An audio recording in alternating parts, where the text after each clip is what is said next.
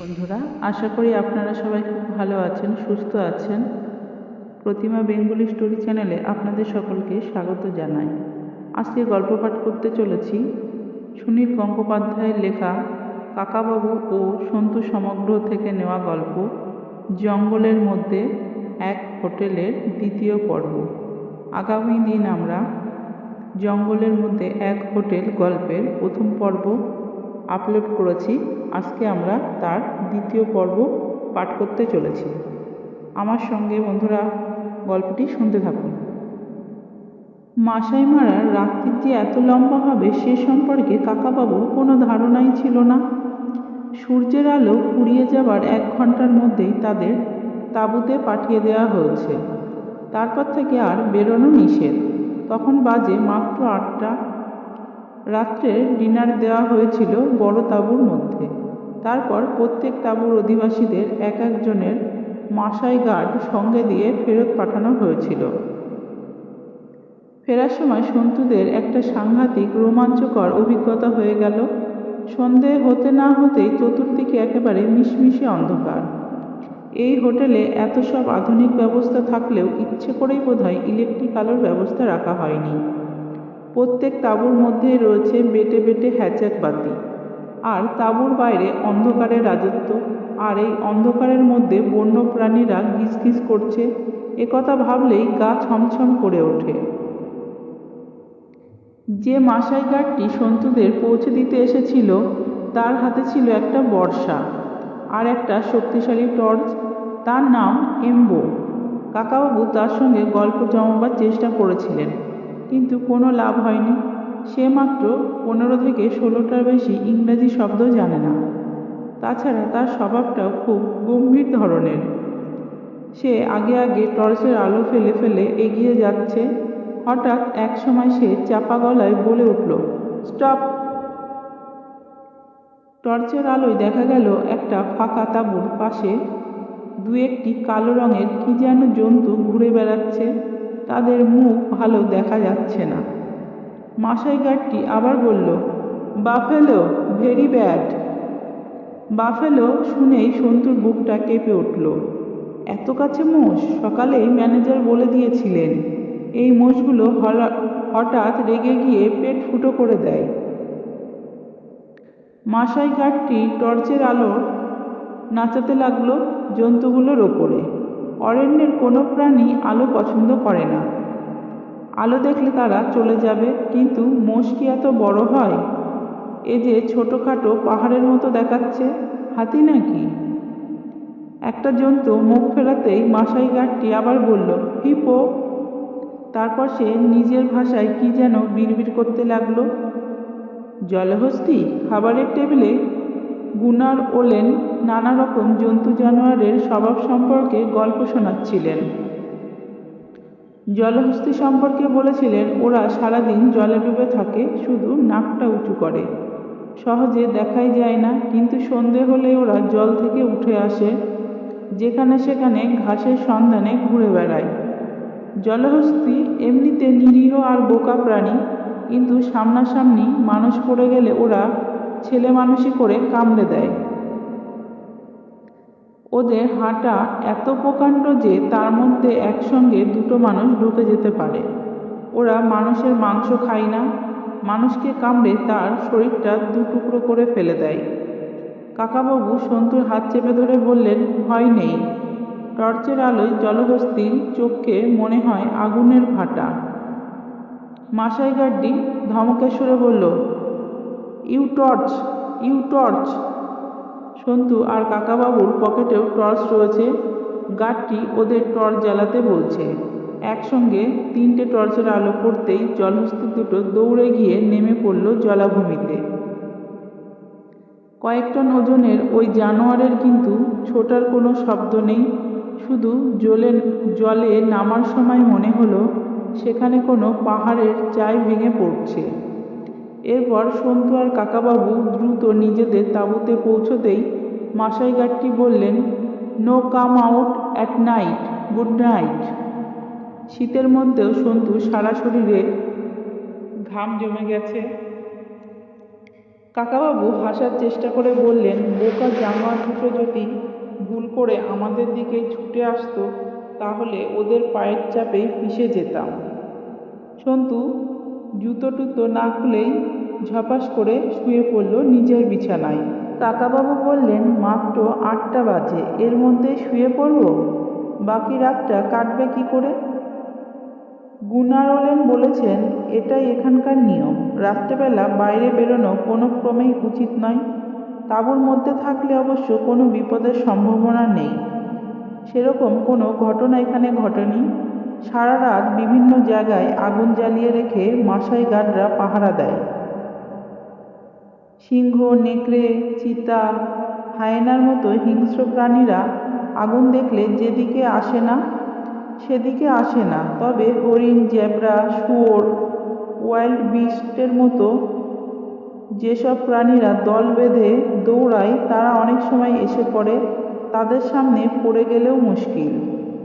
সন্তু জিজ্ঞাসা করেছিল, একপাল জেব্রা কিংবা হাতি টাতিরা তাঁবু ভেঙে দিতে পারে না? গুনারোলেন উত্তর দিয়েছিলেন, জীবজন্তুদেরও তো মনস্তত্ত্ব আছে, যেসব স্টাডি করা হয়েছে। অকারণে ওরা তাঁবু ভাঙতে যাবে কেন? ওদের যাওয়া আসার পথে যদি পড়ে। ওদের যাওয়া আসার নির্দিষ্ট পথ আছে। হাতিরা তো ধরাবাঁধা পথ ছাড়া কখনো অন্য পথে যায় না। তবু 2-4টে জানোয়ার যদি ছিটকে এসে পড়ে তারাও তাঁবু এড়িয়ে চলে। তাঁবুর চারপাশে যে দড়ি আছে সেগুলো পায়ে লাগলে ওরা বিরক্ত হয়। ওই দড়িগুলো এত শক্ত যে সহজে ছেড়ে না। আমার তো এখানে রাত্রে বেশ ভালো ঘুম হয়, কিন্তু ওই জলহস্তি দুটো দেখার পর থেকে গুনারোলেনের কথায় বিশেষ ভরসা পাওয়া যাচ্ছে না। ওই বোকা জলহস্তিরা যদি ভুল করেও তাঁবুর ওপর একখানা পা রাখে তাহলেই তো সব কিছু চিঁড়ে চ্যাপ্টা হয়ে যাবে।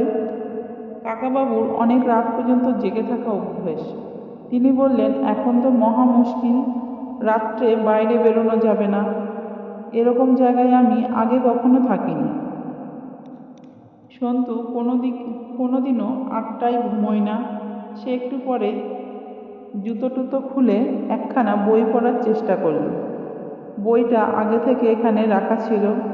সেটার নাম দ্য হিউম্যান জু। হ্যাজাকের আলোয় খুব ভালো পড়া যায় না। কাকাবাবু একখানা বই খুললেন। তারপর আপন মনে বললেন, দিনের বেলা এই জায়গাটা খুব ভালো, কিন্তু রাত্রে যে একেবারে বন্দীদের মতো অবস্থা। খানিক বাদে তাঁবুর বাইরে থেকে কে যেন অনুচ্চ কণ্ঠে ডাকল, মিস্টার রায়চৌধুরী। মানুষের গলার আওয়াজ শুনে কাকাবাবু অত্যন্ত খুশি হয়ে উঠে দাঁড়িয়ে খাট থেকে নেমে দরজা খুললেন। হোটেলের সেই কালো ম্যানেজার, হাতে একটা টর্চ। সে বলল, আপনি এত তাড়াতাড়ি ঘুমোন না, আশা করি। আপনার সঙ্গে একটু গল্প করতে এলাম। কাকাবাবু বললেন, আসুন আসুন। না, ঘুমোবার কোনো প্রশ্নই ওঠে না। আপনি এই অন্ধকারের মধ্যে একলা এলেন? জন্তু জানোয়ারের মুখে সামনে পড়ে গেছি, আমার কিছু হয়নি। সন্তুও উঠে বসেছিল। ম্যানেজারটি সন্তুর বিছানার একধারে বসে বলল, প্রথম রাতটায় অনেকের এখানে ঘুম হয় না, কাল দিনের বেলায় ঘুমিয়ে নেবেন। ম্যানেজারের নাম ফিলিপ কিউট, 35-36 বছর বয়স। বেশ গড়গড় করে ইংরেজি বলে। কয়েকটা ভারতীয় শব্দও জানে, যেমন নমস্তে, ধন্যবাদ, রুপিয়া, বিদেশি। ওর নাম শুনে কাকাবাবু জিজ্ঞাসা করলেন, তুমি কিকুট, তার মানে জেমোকেনিয়াটার জাতের লোক? ফিলিপ সগর্বে বলল, হ্যাঁ, আমরা এদেশের উহুরু মানে স্বাধীনতা এনেছি। তুমি জেমোকেনিয়াটা সম্পর্কে জানো? কাকাবাবু সন্তুর দিকে ফিরে বললেন, জেমোকেনিয়াটা ছিলেন এখানকার স্বাধীনতা আন্দোলনের নেতা। এদেশ স্বাধীন হওয়ার পর অনেক দিন রাষ্ট্রপতি ছিলেন। ফিলিপ বলল, আমি ইন্ডিয়াতে গিয়ে কিছুদিন পড়াশোনা করেছি। বোম্বাইতে 1 বছর ছিলাম। তারপর ইংল্যান্ডে পড়েছি 4 বছর। কাকাবাবু বললেন, তুমি তো বেশ বিদ্বান দেখছি, তাহলে এই জঙ্গলে পড়ে আছো কেন? ফিলিপ দু আঙুলে তুড়ি দিয়ে বলল, মানি মানি, আমার অনেক টাকা চাই। এই হোটেলের মালিকরা আমাকে ভালো টাকা দেয়। অনেক টাকা রোজগার করে একদিন আমি নিজে এরকম একটা হোটেল খুলব। এদেশে হোটেলের ব্যবসায় খুব লাভ। কিন্তু এখন তো এই হোটেল ভালো চলছে না দেখছি। হ্যাঁ, একটা বদনাম রটেছে। কিছুদিন বাদেই কেটে যাবে, লোকে ভুলে যাবে সব। হঠাৎ বাইরে হুড়মুড় শব্দ হলো। কয়েকটা বড় জন্তু ছুটে গেল যেন জানলার কাছ দিয়ে। সন্তু চমকে প্রায় লাফিয়ে উঠতেই ফিলিপ তার কাঁধে চাপড় মেরে বলল, ভয় নেই, ও একটা ইল্যান্ড। এরকম শব্দ সারা রাত শুনতে পাবে। ওই জন্যই তো বললাম প্রথম রাতে ঘুম হবে না। সন্তু জিজ্ঞাসা করলে, ইল্যান্ড কি? তোমরা ইল্যান্ড দেখোনি?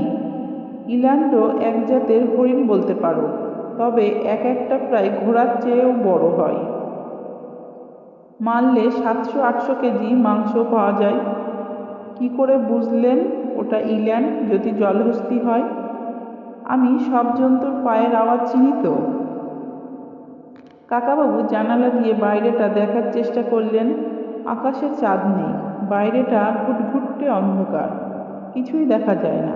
তবে খানিক দূরে কোনো প্রাণীর নিঃশ্বাসের ফোঁস-ফোঁস শব্দ শোনা যাচ্ছে। শব্দটা ক্রমশ বাড়ল, একসঙ্গে অনেক জন্তুর নিঃশ্বাস। কাকাবাবু জিজ্ঞাসা করলেন, ওগুলো কি? ফিলিপ বলল, ওই যে ফোঁস-ফোঁস করছে, ওরা হচ্ছে এই জঙ্গলের সবচেয়ে নিরীহ আর বোকা প্রাণী, ওয়াইল্ড বিস্ট। মুখখানা মোষের মতো, কিন্তু ঘাড়টা লম্বা, তাতে আবার ঘোড়ার মতো কেশর, পেছন দিকটা আবার হরিণের মতো। এক কিম্ভূত কিমকার জন্তু। সন্তু বলল, হ্যাঁ, দিনের বেলায় দেখেছি। ফিলিপ বলল, কাল গাড়ি নিয়ে বেরোলে দেখতে পাবে হাজার হাজার, লক্ষ লক্ষও বলতে পারো। এই সময় ওরা টানজানিয়া থেকে দল বেঁধে এদিকে আসে। একটা দলের থেকে 50-100টাকে মেরে ফেললেও কিছু এসে যায় না। এদের মাংস কিন্তু খুব সুস্বাদু। কাকাবাবু জিজ্ঞাসা করলেন, ওদের মারা হয় নাকি? ফিলিপ বলল, না না, জন্তু মারা তো এখন দেশে নিষেধ। মাসাইরা লুকিয়ে চুরিয়ে মারে, আর সিংহ মারে। ওয়াইল্ড বিস্ট সিংহদের খুব প্রিয় খাদ্য। শুধু পেটের অংশটাই খেয়ে বাকিটা ফেলে দেয়। সেই বাকি অংশ হায়েনারা খায়। এখান থেকে যে দুজন টুরিস্ট অদৃশ্য হয়ে গেছে, তুমি তাদের দেখেছিলে? হ্যাঁ, দেখব না কেন? এই তো কয়েক মাস আগের ঘটনা। আমি তখন ছিলাম এখানে। তোমার কি ধারণা তারা কি করে হারিয়ে গেছে? ওদের হারিয়ে যাবার একটাই কারণ থাকতে পারে। ওরা রাত্রে বেরিয়েছিল। অনেকে তো বেশি বেশি সাহস দেখাতে চায়। রাত্রেবেলা পায়ে হেঁটে ঘুরতে গিয়ে যদি এক পাল ওয়াইল্ড ডগের সামনে পড়ে, তাহলে আর রক্ষে নেই, একেবারে নিশ্চিহ্ন হয়ে যাবে। বুনো কুকুররা কি জামা কাপড় খেয়ে ফেলে? আশ্চর্য কিছু না, ওরা 5-7 মিনিটের মধ্যে একটা বড় মশকি পর্যন্ত শেষ করে দিতে পারে। কিছুই পড়ে থাকে না। পুলিশ এই থিওরি মেনে নিয়েছে। আর উপায়ই বা কি আছে?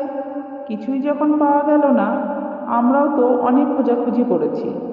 আচ্ছা, সেই টুরিস্ট দুজন একসঙ্গে এসেছিল না আলাদা আলাদা?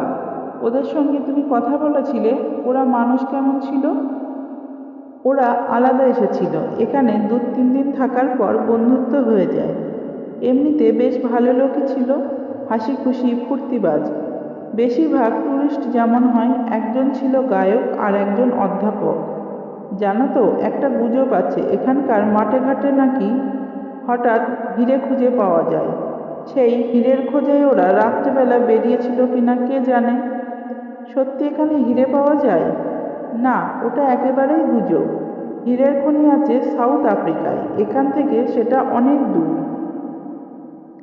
আচ্ছা, আর একটা কথা শুনেছিলাম, রাত্রেবেলা এখানে তাঁবুর মধ্যে থাকলেও নাকি কিরকম একটা অস্বস্তিকর অনুভূতি হয়, ঘুম আসতে চায়। সে ওই জন্তু জানোয়ারের পায়ের আওয়াজ আর নিঃশ্বাসের শব্দ তো সারা রাত ধরে লেগেই থাকে। সেই জন্য অনেকেরই ঘুম হয় না। শুধু ওই? আর কোনো কারণ নেই? না, আর কি থাকবে? অনেক টুরিস্টই নাকি এই জন্য 2-1 দিন থেকেই ফিরে যাচ্ছে। সাধারণত এখানে 2-1 দিন থাকার জন্যই লোকে আসে। রাত্রে ওইসব শব্দ অনেকেরই সহ্য হয় না। অন্যান্য দেশে লোকে সারাদিন জঙ্গলে ঘুরে 1-8টা জন্তু দেখতে পায় কিনা সন্দেহ। একটাও পায় না বোধহয়। তোমাদের ইন্ডিয়ার একটা জঙ্গলে আমি বাঘ দেখতে গিয়েছিলাম গাড়ি নিয়ে। স্পটলাইট জেলে অনেক রাত পর্যন্ত ঘুরেও বাঘ দেখতে পাইনি একটাও। আর আফ্রিকায় তুমি এসব জায়গায় এসে প্রথম দিনেই এত জন্তু জানোয়ার দেখতে পাবে যে 2 দিনেই তোমার জন্তু দেখার শখ মিটে যাবে। তোমরা এখনো কি কি জন্তু দেখোনি বলো, কাল সব দেখাবার ব্যবস্থা করে দেব। আচ্ছা, এখানে রাত্রেবেলা গাড়ি নিয়ে কি বেরোনো যায় না? সেরকম নিয়ম নেই। সবাই কি নিয়ম মানে? ধরো আজ রাত্রেই যদি আমি তোমাকে অনুরোধ করি আমাদের চুপি চুপি একটু গাড়িতে করে ঘুরিয়ে আনতে, লাইব্রেরি থেকে স্পেশাল পারমিশন না পেলে সে ব্যবস্থা আমি করতে পারবো না। কোনো রকম বিপদ হলে তার দায়িত্ব কে নেবে? গাড়ি নিতে গেলে নদী পার হতে হবে। নদী পর্যন্ত পায়ে হেঁটে যাওয়ার সময়ই অনেক রকম বিপদ বেশি ঘটে যেতে পারে। সাপের কামড় খেতে পারো যখন তখন। আগে এই হোটেলের অন্য মালিক ছিল, মানে সেই মালিক এখনো আছে, কিন্তু 2 মাস পরে অন্য 2জন মালিক হবে। এই নতুন মালিকদের তোমার পছন্দ? নতুন মালিকদের মধ্যে একজন আমার আত্মীয়, অশোক দেশাইকেও আমি অনেক দিন ধরে চিনি। আগে আমি অন্য একটা হোটেলের অ্যাসিস্ট্যান্ট ম্যানেজার ছিলাম। ওরা ম্যানেজমেন্ট নেবার পরই আমি ম্যানেজার হয়েছি। ও, তুমি তাহলে নতুন মালিকদের নিজেদের লোক? সেটা জানতাম না। তাহলে তুমি এই হোটেলের উন্নতির জন্য বেশি চেষ্টা করবে, সেটাই তো স্বাভাবিক। নতুন মালিকরা ভাগ্যবান তোমার মতো একজন উৎসাহী কর্মঠ যুবককে পেয়েছে। ধন্যবাদ। হ্যাঁ, আমি যথাসাধ্য চেষ্টা করছি। আমার দৃঢ় ধারণা এই হোটেল আবার খুব ভালো চলবে। আমি তাহলে এখন যাই, তোমরা বিশ্রাম নাও। শুভরাত্রি। ম্যানেজারটির জুতোয় মশ মশ শব্দ হয়। সে বেরিয়ে যাবার পরেও খানিকক্ষণ সেই শব্দ শোনা গেল। কাকাবাবু জিজ্ঞাসা করলেন, লোকটাকে দেখে তোর কেমন লাগলো রে সন্তু? বেশ ভালোই, তবে কথা বলার সময় কি যেন লুকোবার চেষ্টা করছিল মনে হলো। তুই ঠিকই বলেছিস সন্তু, গভীর জলের মাছ সে। হঠাৎ উঠে দাঁড়িয়ে ক্রাশ দুটো বগলে নিয়ে কাকাবাবু ব্যস্তভাবে বললেন, তুই এক কাজ কর, হ্যাজেকটা নে, আমাদের এক্ষুনি বাইরে যেতে হবে। সন্তু চমকে উঠে বললেন, বাইরে যাব? সবাই যে বারণ করলো রাত্রে বাইরে যেতে। যা বলছি শোন, দেরি করা ঠিক হবে না, চল চল। সন্তু কাকাবাবুর অবাধ্য হতে সাহস করল না, কিন্তু তার বুকের মধ্যে ছমছম করছে। তাঁবুর বাইরে উঁকি মেরে সে শিউরে উঠল। একটু দূরেই দুটো চোখ জ্বলজ্বল করছে। কাকাবাবু সেদিকে টর্চ ফেলে বললেন, ওটা তো একটা জেব্রা, ভয়ের কিছু নেই, আয় আমার সঙ্গে। সেই অন্ধকারের মধ্যে দিয়ে কাকাবাবু দ্রুত এগিয়ে চললেন। খানিক দূরে আর একটা তাঁবুর সামনে এসে বললেন, দিনের বেলা লক্ষ্য করেছি এটা খালি আছে, চটপট ঢুকে পড়, ভেতরে ঢুকে পড়। এখানে তালা দেবার কোনো ব্যাপার নেই, জিপটা ধরে টানলেই তাঁবুর দরজা খুলে গেল। ভেতরে বিছানা টিছানা সবই পাতা আছে। কাকাবাবু ভেতরে এসে টর্চ ঘুরিয়ে পুরো তাঁবুটা পরীক্ষা করে দেখলেন। তারপর দরজা বন্ধ করে দিয়ে বললেন, আলোটা খাটের নিচে রেখে দে, শুয়ে পড়। আজকের রাতটা আমরা এই তাঁবুতেই কাটাবো। বনের হিংস্র প্রাণীর চেয়ে মানুষকে ভয় বেশি রে সন্তু। সকালবেলা ব্রেকফাস্ট টেবিলে ভালো করে আলাপ হলো লিটল ভাইসরয় হোটেলের মালিক পিয়ের লাফগের সঙ্গে। বৃদ্ধটি আজও প্রথম দিকে গোমরামুখ ছিলেন, কিন্তু কাকাবাবু তার সঙ্গে ভাব জমাবার চেষ্টায় অনবরত হোটেলটার প্রশংসা করে যেতে লাগলেন। একসময় বৃদ্ধটি ঝাঁজের সঙ্গে বলে উঠলেন, ওহে ইন্ডিয়ান, এখন আর এই হোটেলটা কি দেখছো? আগে যদি দেখতে তখন বুঝতে এই হোটেলটা কত ভালো ছিল। আমি নিজে এই হোটেলটার সর্বনাশ করেছি। সকালবেলা চারিদিক এত সুন্দর দেখাচ্ছে যে কোথাও ভয়ের চিহ্ন মাত্র নেই। রোদ্দুর খুব নরম, সামনের জলাভূমিতে কয়েকটা হরিণ ছাড়া অন্য কোনো প্রাণী নেই। অনেক রকমের পাখির ডাক শোনা যাচ্ছে।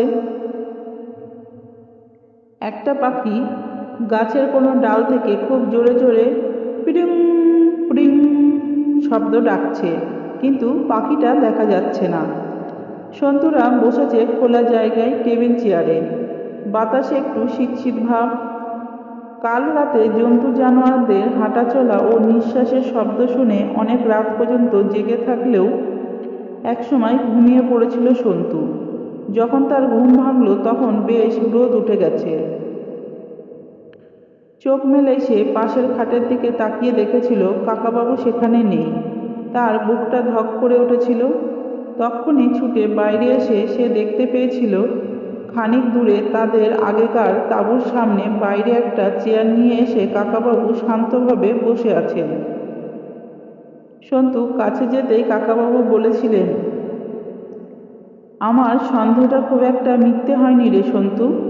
কাল রাত্রে আমাদের এই তাঁবুতে কয়েকজন অতিথি এসেছিলেন। কাল এক সময়ে বেশ জোর দুপশলা বৃষ্টি হয়ে গেছে, তুই টের পাসনি।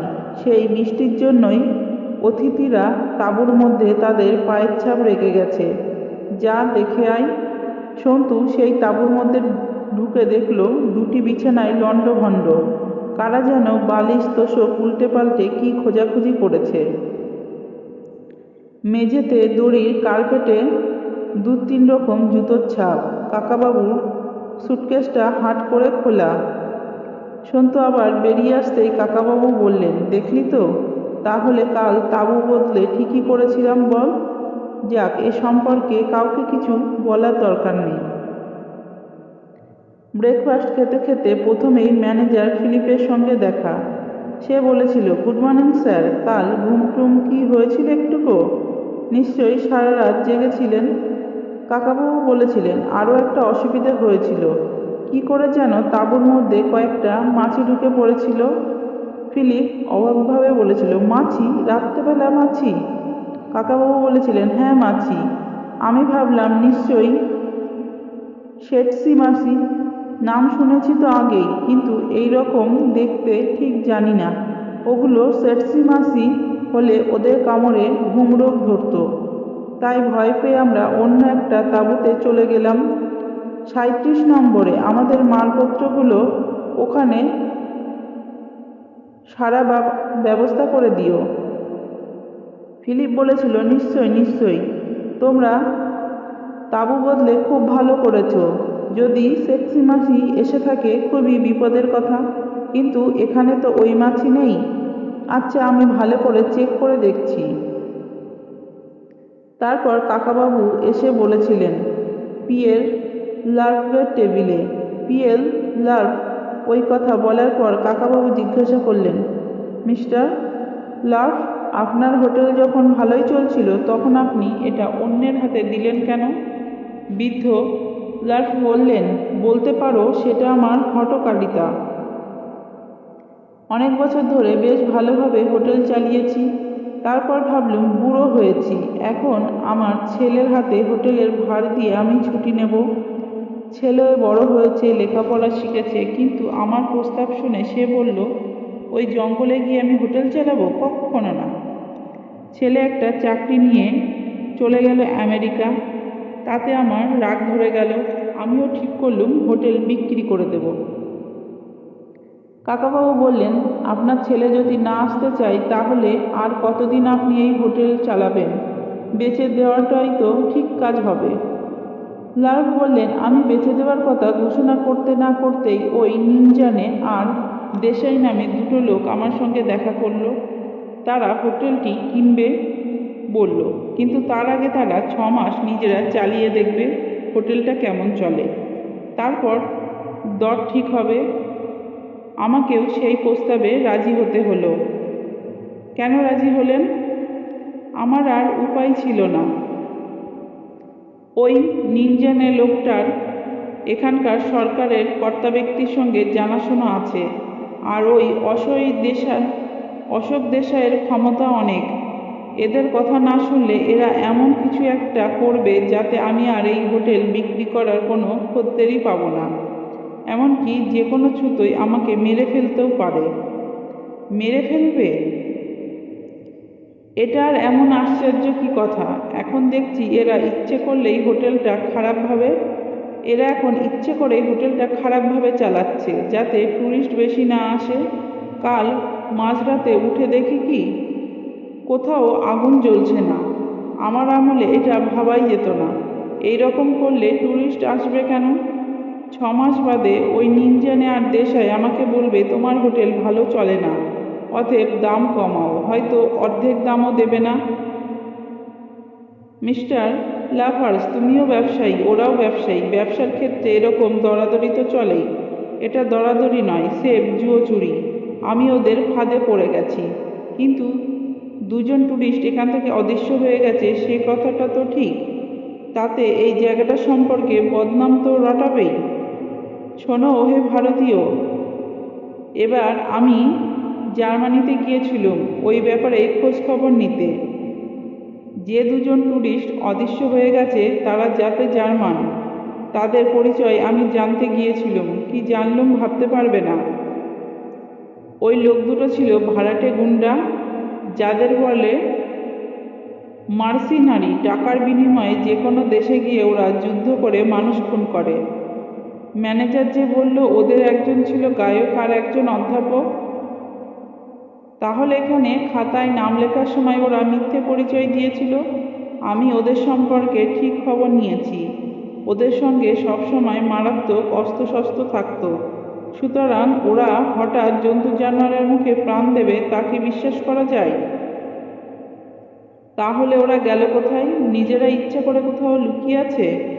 এখানে খোলা জায়গায় কোনো মানুষ 24 ঘন্টাও বেঁচে থাকতে পারে কি না সন্দেহ আছে। আচ্ছা, মিস্টার নিনজানে আর মিস্টার দেশাই অন্য কি কি ব্যবসা আছে তা কি তুমি জানো? আমি যতদূর জানি ওরা আগে কখনো হোটেল চালায়নি। পিয়ের লাফার্স হঠাৎ থেমে গিয়ে কাকাবাবুর মুখের দিকে এক দৃষ্টিতে তাকিয়ে রইলেন, আবার সন্তুকে দেখলেন। তারপর তীক্ষ্ণ স্বরে জিজ্ঞাসা করলেন, তুমি এত সব কথা আমাকে জিজ্ঞাসা করছো কেন? তুমি কে? কাকাবাবু হেসে বললেন, আমি একজন টুরিস্ট। আমার ভাইপোকে নিয়ে এখানে বেড়াতে এসেছি। তোমাকে সব জিজ্ঞাসা করছি নিছক কৌতূহলে। তুমি এই হোটেলের মালিক, তুমি অনেক কিছু জানবে সেই জন্য। আমি কাগজে কলমে এখনো এই হোটেলের মালিক হলেও আমার কথা কেউ শুনছে না। এই হোটেলে যা সব কাণ্ড কারখানা চলছে তা তোমার না জানাই ভালো। জানলে তুমি বিপদে পড়ে যাবে। আমার বিপদে পড়ার অভ্যেস আছে। আমি যেখানেই যাই সেখানেই কিছু না কিছু ঘটে যায়। টাকা পয়সার ক্ষতি যা হয় হবে, কিন্তু আমার এত পরিশ্রমে করা হোটেলটা নষ্ট হয়ে যাচ্ছে সেটাই আমি সহ্য করতে পারছি না। হোটেলটার যদি এইরকম বদনাম হয় তাহলে ভবিষ্যতে তো আর লোক আসতেই চাইবে না। যারা এখন এই হোটেলটি চালাচ্ছে তাদেরও তো এই দিকটা চিন্তা করা উচিত। হোটেলের ম্যানেজারটি তো বেশ কাজের লোক মনে হলো। হ্যাঁ, এই নতুন ম্যানেজারটা কাজের লোক তো বটেই, তবে হোটেল চালানোর চেয়ে অন্য অনেক ব্যাপারে তার উৎসাহ বেশি। তবে তোমাকে আবার বলছি, তুমি এসব নিয়ে মাথা ঘামাতে যেও না যেন। মাথা থাকলেই মাথা ঘামাতে হয়, এই তো মুশকিল। তুমি হ্যারি ওটাঙ্গোর নাম শুনেছ? তার ভাগ্যে কি ঘটেছিল জানো? এবার কাকাবাবু চমকে উঠলেন। কয়েক মুহূর্ত ওই বুড়ো হোটেল মালিকের দিকে তাকিয়ে আস্তে আস্তে বললেন, হ্যারি ওটাঙ্গ? হ্যাঁ, তার কথা আমি জানি। কারিওকের কথাও আমি জানি।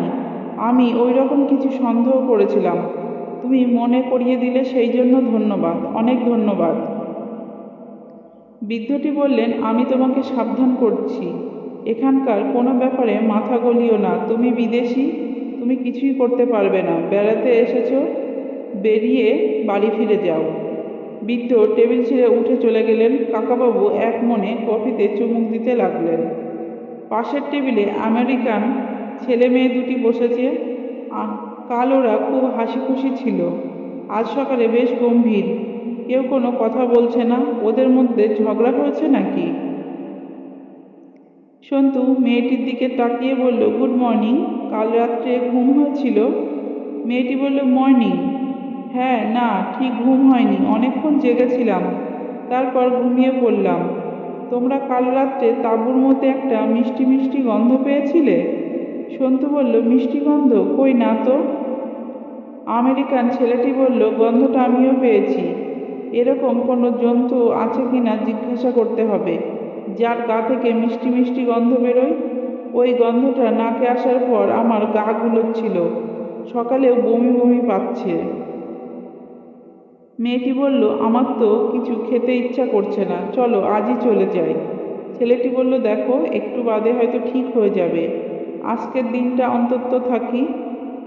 মেয়েটি টেবিল ছেড়ে উঠে পড়তেই ছেলেটাও তার সঙ্গে সঙ্গে ফিরে গেল। কাকাবাবুর কোটের পকেট থেকে একটা বই বার করে পড়তে লাগলেন মন দিয়ে। দূরে আর একটা টেবিলে ম্যানেজার ফিলিপের সঙ্গে গুনার ওলেন গল্প করছে। সন্তুকে তিনি হাতছানি দিয়ে ডাকলেন। সন্তু উঠে গেল ওদের টেবিলে। ম্যানেজার ফিলিপ একটা চেয়ার টেনে বসতে দিল ওকে। গুনার ওলেন হাসতে হাসতে বললেন, বুড়ো হোটেল মালিকের সঙ্গে এতক্ষণ কি কথা হচ্ছিল তোমাদের? আমি তো ওই বুড়োটার কাজ ঘেঁষি না, বড় বেশি কথা বলে। ফিলিপ বললেন, উনি লোক ভালো, তবে ইদানিং মাথায় একটু গোলমাল হয়েছে বোধহয়। হোটেলটা বিক্রি করার ব্যবস্থা করে উনি কিন্তু বুদ্ধির পরিচয় দিয়েছেন। কদিন বাদে আমাদের সরকার এমনিই এটা দখল করে নিত, তখন উনি একটাও পয়সা পেতেন না। পিয়ের লাফার সন্তুর বেশ পছন্দ হয়েছিল। তার সম্পর্কে এইসব কথা শুনতে সন্তুর ভালো লাগলো না। সে জিজ্ঞাসা করলো, আজ সকালে বেড়াতে যাওয়া হবে না? ফিলিপ বলল, আমাদের গাড়িগুলো এয়ার ট্রিপে গেছে আজকের অতিথিদের আনার জন্য, ওগুলো ফিরলেই তোমাদের পাঠানো হবে। তোমার কাকাবাবুকে বলো, আজ আমি নিজে তোমাদের নিয়ে যাব। যা দেখাবো তার কেউ দেখাতে পারবে না। 1 ঘন্টার মধ্যে তৈরি হয়ে নিও। গুনার ওলেন জিজ্ঞাসা করলেন, ইয়ং ম্যান, তোমার কাকাবাবু কি করেন? মানে ওর পেশা কি? কাকাবাবু সবাইকে বলেন যে উনি আগে ছিলেন জিওলিস্ট, পা ভেঙে যাওয়ার জন্য আগে আগে রিটায়ার করেছেন। সন্তুও সেই কথাই বলল। গুনার ওলেন এবার ফিলিপের চোখের দিকে তাকিয়ে চুপ করে গেলেন। সন্তুর মনে হলো ওরা দুজন এতক্ষণ কাকাবাবু সম্পর্কে আলোচনা করছিল। একজন খোড়া লোক সব ব্যাপারে এত খোঁজখবর নিচ্ছে দেখে লোকের তো কৌতূহল হবেই। ওদের সঙ্গে আর কিছুক্ষণ কথা বলার পর ফিরে এলো সন্তু। সামনের জলাভূমিতে এখন অনেক জন্তু এসে গেছে। কালকে ছিল একদল মোষ, আর আজ একটাও মোষ নেই, তার বদলে রয়েছে অনেকগুলো শুয়োর আর বেবুন। গাড়ির শব্দে বোঝা গেল এয়ার ট্রিপ থেকে আজকের যাত্রীরা এসে গেছে। সন্তু নদীর দিকের পথটার দিকে চেয়ে রইল। মিনিট 10 বাদে মাসাই গার্ডরা 5-6 জন যাত্রীকে নিয়ে এলো। তাদের মধ্যে একজনকে কেমন যেন চেনা চেনা মনে হলো। কোথায় যেন দেখেছে। লোকটি একজন লম্বা মতন ভারতীয়। লোকটি নিজে থেকে এগিয়ে এসে কাকাবাবুর দিকে হাত বাড়িয়ে হাসি মুখে বলল, কেমন আছেন মিস্টার রায়চৌধুরী?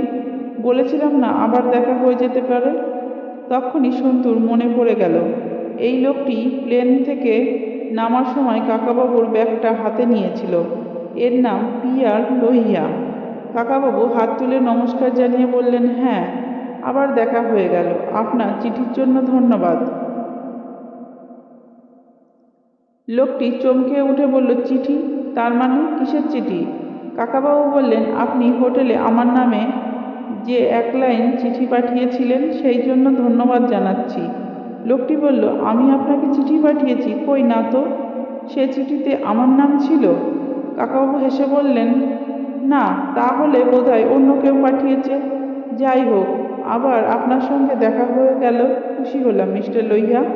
আপনি ক্লান্ত আছেন নিশ্চয়ই, যান এখন বিশ্রাম নিন। লোহিয়া বললেন, আসার সময় প্লেনটা অনেকবার ডিগবাজি খেয়েছে।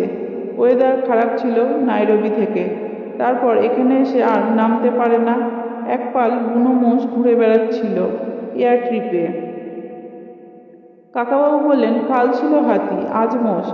সিংহ থাকলে নাকি নামাই যায় না। লইহা একটু দূরে গিয়ে থমকে দাঁড়ালো, ঘুরে তাকালো কাকাবাবুর দিকে। তাকে খুব চিন্তিত মনে হলো। আবার ফিরে এসে সে জিজ্ঞাসা করলো, মিস্টার রায়চৌধুরী, আপনাদের এখানে কোনো অসুবিধা হচ্ছে না তো? কাকাবাবু বললেন, না না, কোনো অসুবিধা নেই, আমি আর সন্তু দিব্যি আছে এখানে। লইহা আবার চলে যেতে গিয়েও পারল না। আবার থমকে দাঁড়িয়ে সে হাতছানি দিয়ে বলল, মিস্টার রায়চৌধুরী, অনুগ্রহ করে এখানে একটু শুনবেন। বোঝা গেল সে কাকাবাবুকে আরো কিছু বলতে চায়, কিন্তু সন্তুর সামনে বলতে অসুবিধা হচ্ছে। কাকাবাবু উঠে গেলেন তার কাছে। সন্তু অন্যদিকে মুখ ফিরিয়েও কান খাড়া করে ওদের কথা শোনার চেষ্টা করলো, কিন্তু কিছু শোনা গেল না। একটু বাদে কাকাবাবু হাসি মুখে ফিরে এসে শুধু বললেন, হু। পিয়া লইয়া চলে গেল অফিস ঘরের দিকে। একটু পরে ম্যানেজার ফিলিপ এসে বলল, চলো এবার তোমাদের ঘুরিয়ে নিয়ে আসি। কাকাবাবু বললেন, তুমি ব্যস্ত মানুষ, তুমি নিচে যাবে কেন? যে কোনো একজন ড্রাইভারকে দিয়ে দিলেই তো হয়। ফিলিপ বলল, তুমি আমাদের স্পেশাল গেস্ট। আমার মালিকরা খবর পাঠিয়েছে যে তোমাদের যত্নের যেন কোনো ত্রুটি না হয়। আমার হাতে এখন অন্য কাজ নেই, আমি নিজেই তোমাদের সব কিছু ঘুরিয়ে দেখাবো। কাকাবাবু উঠে দাঁড়িয়ে বলল, তাহলে চলো যাওয়া যাক। নদী পর্যন্ত জঙ্গলের পথটা আজ ফাঁকা, একটাও জন্তু জানোয়ার নেই। দুজন মাসাই গার্ড অবশ্য ওদের পৌঁছে দিয়ে গেল নৌকা পর্যন্ত। নৌকাতে উঠে দেখা গেল খানিকটা দূরে তিনটে হাতি নদীর ধারে দাঁড়িয়ে জল খাচ্ছে। একটা হাতি সুরে করে জল ছেটাচ্ছে চারিদিকে। কাকাবাবু ফিলিপকে বললেন, নৌকাটা একটু থামাও, ওদের ভালো করে দেখি। ফিলিপ অবজ্ঞার সঙ্গে বলল, ওই রকম আরও অনেক দেখতে পাবে। হাতির কি অভাব এখানে, হাতি খুব বেড়ে গেছে। এপাশে এসে দেখা গেল গাড়ির চারিপাশে এক পাল জেব্রা। তারা গাড়ির গন্ধ শুকছে। তাদের তাড়ালেও তারা যাচ্ছে না। মা চারখানা গাড়ির মধ্যে একটা গাড়ির গায়ে চাপড় মেরে ফিলিপ বলল, এইটাই সবচেয়ে ভালো, তোমরা দুজন সামনের সিটে বসো, ভালো দেখতে পাবে সব। গাড়িতে স্টার্ট দিতেই ফিলিপ বেশ জোরে চালাতে শুরু করলো। পথ ছেড়ে সোজা মাঠের মধ্যে, এবড়ো খেবড়ো মাঠ, মাঝে মাঝে গর্ত, তাতে ফিলিপের ভ্রুক্ষেপ নেই। তার গাড়িটাও খুব শক্তিশালী। যাই করে গাড়ি ছুটছে। প্রথমে কিছুই দেখা যায় না, ধুধু করছে মাঠ, মনে হয় দিগন্ত পর্যন্ত আর কিছুই নেই। আসলে মাঠটি ঢেউ খেলানো। একবার একটু উঁচু জায়গাতে উঠলেই দেখা গেল একদিকে পিলপিল করছে জন্তু, কয়েক হাজার তো হবেই। গাড়িটা সেদিকে নিয়ে যেতে বোঝা গেল সেই জন্তুগুলো অধিকাংশ জেব্রা আর ওয়াইল্ড বিস্ট। তারা মাঝে মাঝে ঘাস খাচ্ছে আর একটু একটু করে এগোচ্ছে। সন্তু একসঙ্গে এত গরু ছাগলও কোনোদিন দেখেনি। কাকাবাবু বললেন, সব জন্তুগুলোর মুখই একদিকে, সেটা লক্ষ্য করেছি সন্তু।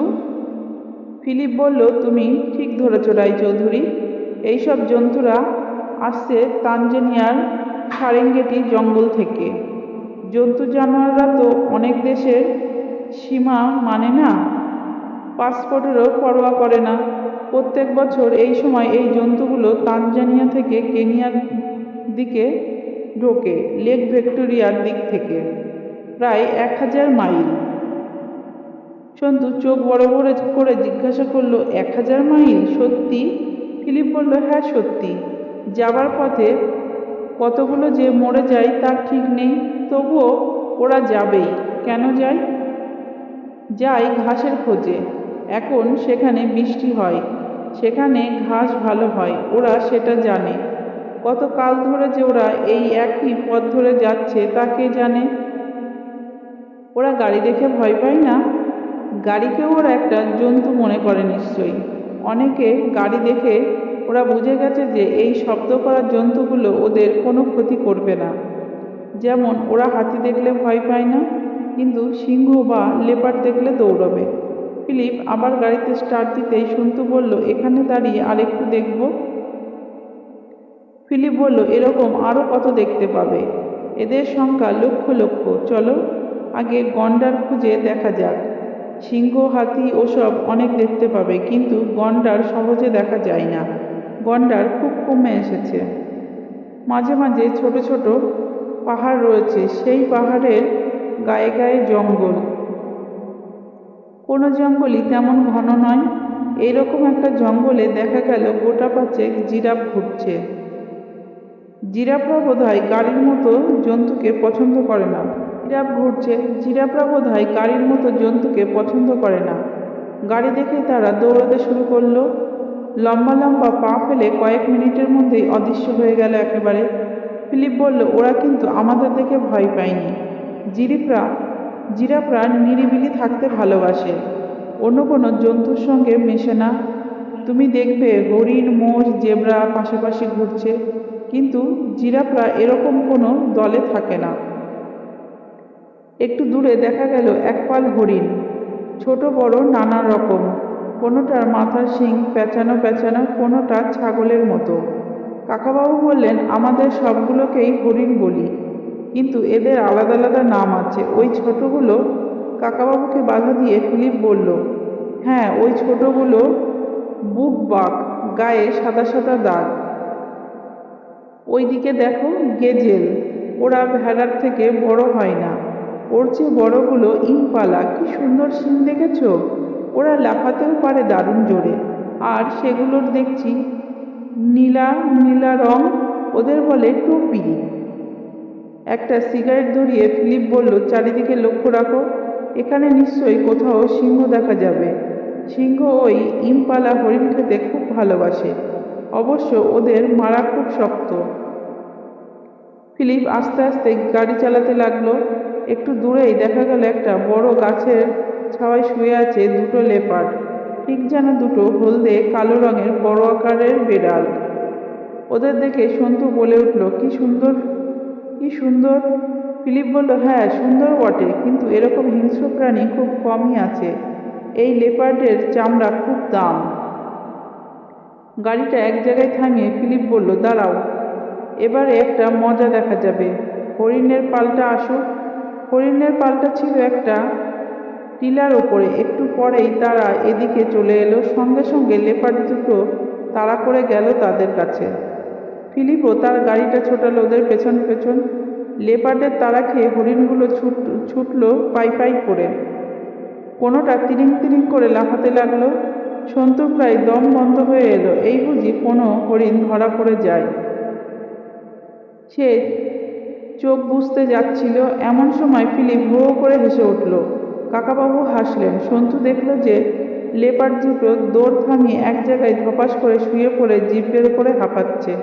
হরিণের পালটাও খানিকটা দূরে থেমে গিয়ে ঘুরে দেখছে লেপার্ড দুটোকে। সন্তু জিজ্ঞেস করলো, কি হলো? ফিলিপ বলল, ওই লেপার্ডগুলো সাংঘাতিক জোরে দৌড়য়, কিন্তু ওদের দম বেশি নেই, খানিকটা গিয়ে হাঁপিয়ে যায়। হরিণরা তা জানে, হরিণদের দম বেশি, তাই ওরা খানিক দূরে দাঁড়িয়ে লেপার্ড দুটোকে লোভ দেখাচ্ছে। সন্তু বলল, ঠিক যেন একটা খেলা চলছে। কাকাবাবু বললে, আসলে কিন্তু খেলা নয়, এরকম এক সময় একটা না একটা হরিণ মারা পড়বেই। লেপার্ড দুটো তো আর উপোস করে থাকবে না। কিন্তু সেই দৃশ্য আমরা দেখতে চাই না, চলো অন্যদিকে যাই। এরপর হাতির দঙ্গল, উট পাখি, নেকড়ে, হায়না, দু জায়গায় দুটো সিংহ পরিবার, এই সবই দেখা হলো, কিন্তু গন্ডার আর চোখে পড়ে না। অথচ ফিলিপ জেদ ধরেছে, গন্ডার সে দেখাবেই। প্রায় 2 ঘন্টা ধরে সে গাড়ি চালাচ্ছে। হোটেল থেকে চলে এসেছে বহু দূরে। কাকাবাবু একসময় বললেন, থাক, আজ আর গন্ডার খোঁজার দরকার নেই। ফিলিপ বলল, দেখি না, আর একটু দেখি, পাওয়া যাবে ঠিকই। কাকাবাবু জিজ্ঞেস করলেন, এখন পর্যন্ত মাসাইদের গ্রাম তো একটাও দেখলাম না। ফিলিপ বলল, আমাদের হোটেল থেকে মাইল 2-1-এর মধ্যে একটা আছে। ওরা অবশ্য অনেকটা সভ্য হয়ে গেছে, আর অন্য মাসাইরা তো এখন প্রায় যাযাবর। এক জায়গায় কিছুদিন ঘর বেঁধে থাকে, তারপর আবার অন্য জায়গায় চলে যায়। মাসাইরা তো যোদ্ধার জাত, ওদের সঙ্গে কখনো তোমাদের ঝগড়া টগড়া হয়নি? ওদের এলাকার মধ্যেই তো তোমরা হোটেল খুলেছ। না, ঝগড়া হবে কেন? আমাদের হোটেলেই তো কতজন মাসাই ছেলে কাজ করে, দেখোনি? হ্যাঁ দেখেছি, কিন্তু ওদের সঙ্গে তো কথা বলাই যায় না। ওরা ইংরেজি জানে না একেবারে। ইংরেজি জানলেও হোটেলের গেস্টদের সঙ্গে ওদের বেশি কথা বলা নিষেধ। তুমি ওদের কাছে কি জানতে চাও? আগে মাসাইরা ইচ্ছামতো জন্তু জানোয়ার মারত। ওদের ছেলেরা একটা সিংহ কিংবা হাতি মারতে না পারলে বিয়ে করতেই পারত না। এখন সরকার থেকে ওদের শিকার করা নিষেধ করে দিয়েছে। সেটা ওরা কতটা মেনে নিয়েছে? কিছুই মানেনি। ওরা এখনো কত জন্তু জানোয়ার মেরে মেরে শেষ করে দিচ্ছে। ওরা মারে আর সেই সব জন্তু জানোয়ারের চামড়া কারা বিক্রি করে? রায়চৌধুরী, তুমি কি এইসব নিয়ে গবেষণা করার জন্য ইন্ডিয়া থেকে এসেছো নাকি? না না, নিছক কৌতূহল। সব ব্যাপারে সকলকে বেশি কৌতূহল দেখাতে নেই, তা জানো না? ওটাই তো আমার রোগ, আমার বড় বেশি কৌতূহল। তুমি আমাদের বুড়ো হোটেল মালিকের কাছে হ্যারি ওটাঙ্গ বিষয়ে কি বলছিলে? তুমি তা শুনলে কি করে? আমরা তো খুব আস্তে আস্তে কথা বলছিলাম। একজন বেয়ারা তোমাদের কফি দিতে এসেছিল। তোমাদের ধারণা সে ইংরেজি জানে না। সে আমাকে সব বলে দিয়েছে। তুমি হ্যারি ওটাঙ্গকে চিনতে? তার নাম উচ্চারণ করা অপরাধ নাকি? তুমি বিদেশি, আমাদের ব্যাপারে নাক গলানো তোমার পক্ষে নিশ্চয়ই অপরাধ। শোনো ফিলিপ, তোমাদের দেশের ব্যাপারে আমি একটুকু নাক গলাইনি। অত বড় লম্বা নাকও আমার নেই। আমি মাথা ঘামিয়েছি আমার এক বন্ধু সম্পর্কে। হ্যারি ওটাঙ্গ আমার বন্ধু ছিলেন। কোনো বন্ধুর বেলায় স্বদেশি বিদেশির প্রশ্ন ওঠে না। আমার একটা মাথা যখন আছে তখন তো আমি মাঝে মাঝে ঘামাবই। তাহলে তোমার মাথাটা যাতে বেশিক্ষণ না থাকে সেই ব্যবস্থা করা দরকার। ফিলিপ ঘস করে ব্রেক কষে পকেট থেকে একটা রিভলভার বার করে সন্তুর কানে ঠেকালো। তারপর হুকুমের স্বরে বলল, তোমার পকেটে কি কি আছে বার করো। কোনো রকম চালাকি করবার চেষ্টা করলে এই ছেলেটার মাথাটা খুলি উড়িয়ে দেব। সন্তু খুব একটা ভয় পেল না। এইরকম অভিজ্ঞতা তার আরো দু একবার হয়েছে। সে কাকাবাবুর দিকে তাকালো। কাকাবাবু বললেন, আমার পকেটে কোনো অস্ত্র নেই। বিদেশে আসার সময় আমি কোনো অস্ত্র গ্রহণ করি না। কেন পাগলামি করছো ফিলিপ? ব্যক্তিগতভাবে আমি তোমার কোনো ক্ষতি করতে চাই না। হ্যারি ওটাঙ্গকে যে আগে খুন করে তারপর হায়নাদের পালের সামনে ফেলে দেওয়া হয়েছিল তা আমি জানি। কয়েক বছর আগে ক্যারিওফি নামে নেতার ভাগ্যে ওই ব্যাপার ঘটেছিল, তাই না? কিন্তু এতে তোমার তো কোনো হাত নেই। আমি এখানে এসেছি জার্মানি টুরিস্ট দুজন উধাও হয়ে গেছে তাদের সম্পর্কে খোঁজ খবর করতে। তুমি সে রহস্যের সমাধান করতে পারি তাহলে তোমাদের হোটেলেরই তো উপকার হবে। আমাদের হোটেলের উপকার করবার জন্য তোমার সাহায্য কে চেয়েছে? তোমার মালিকরা আমাকে সেই জন্য পাঠিয়েছে।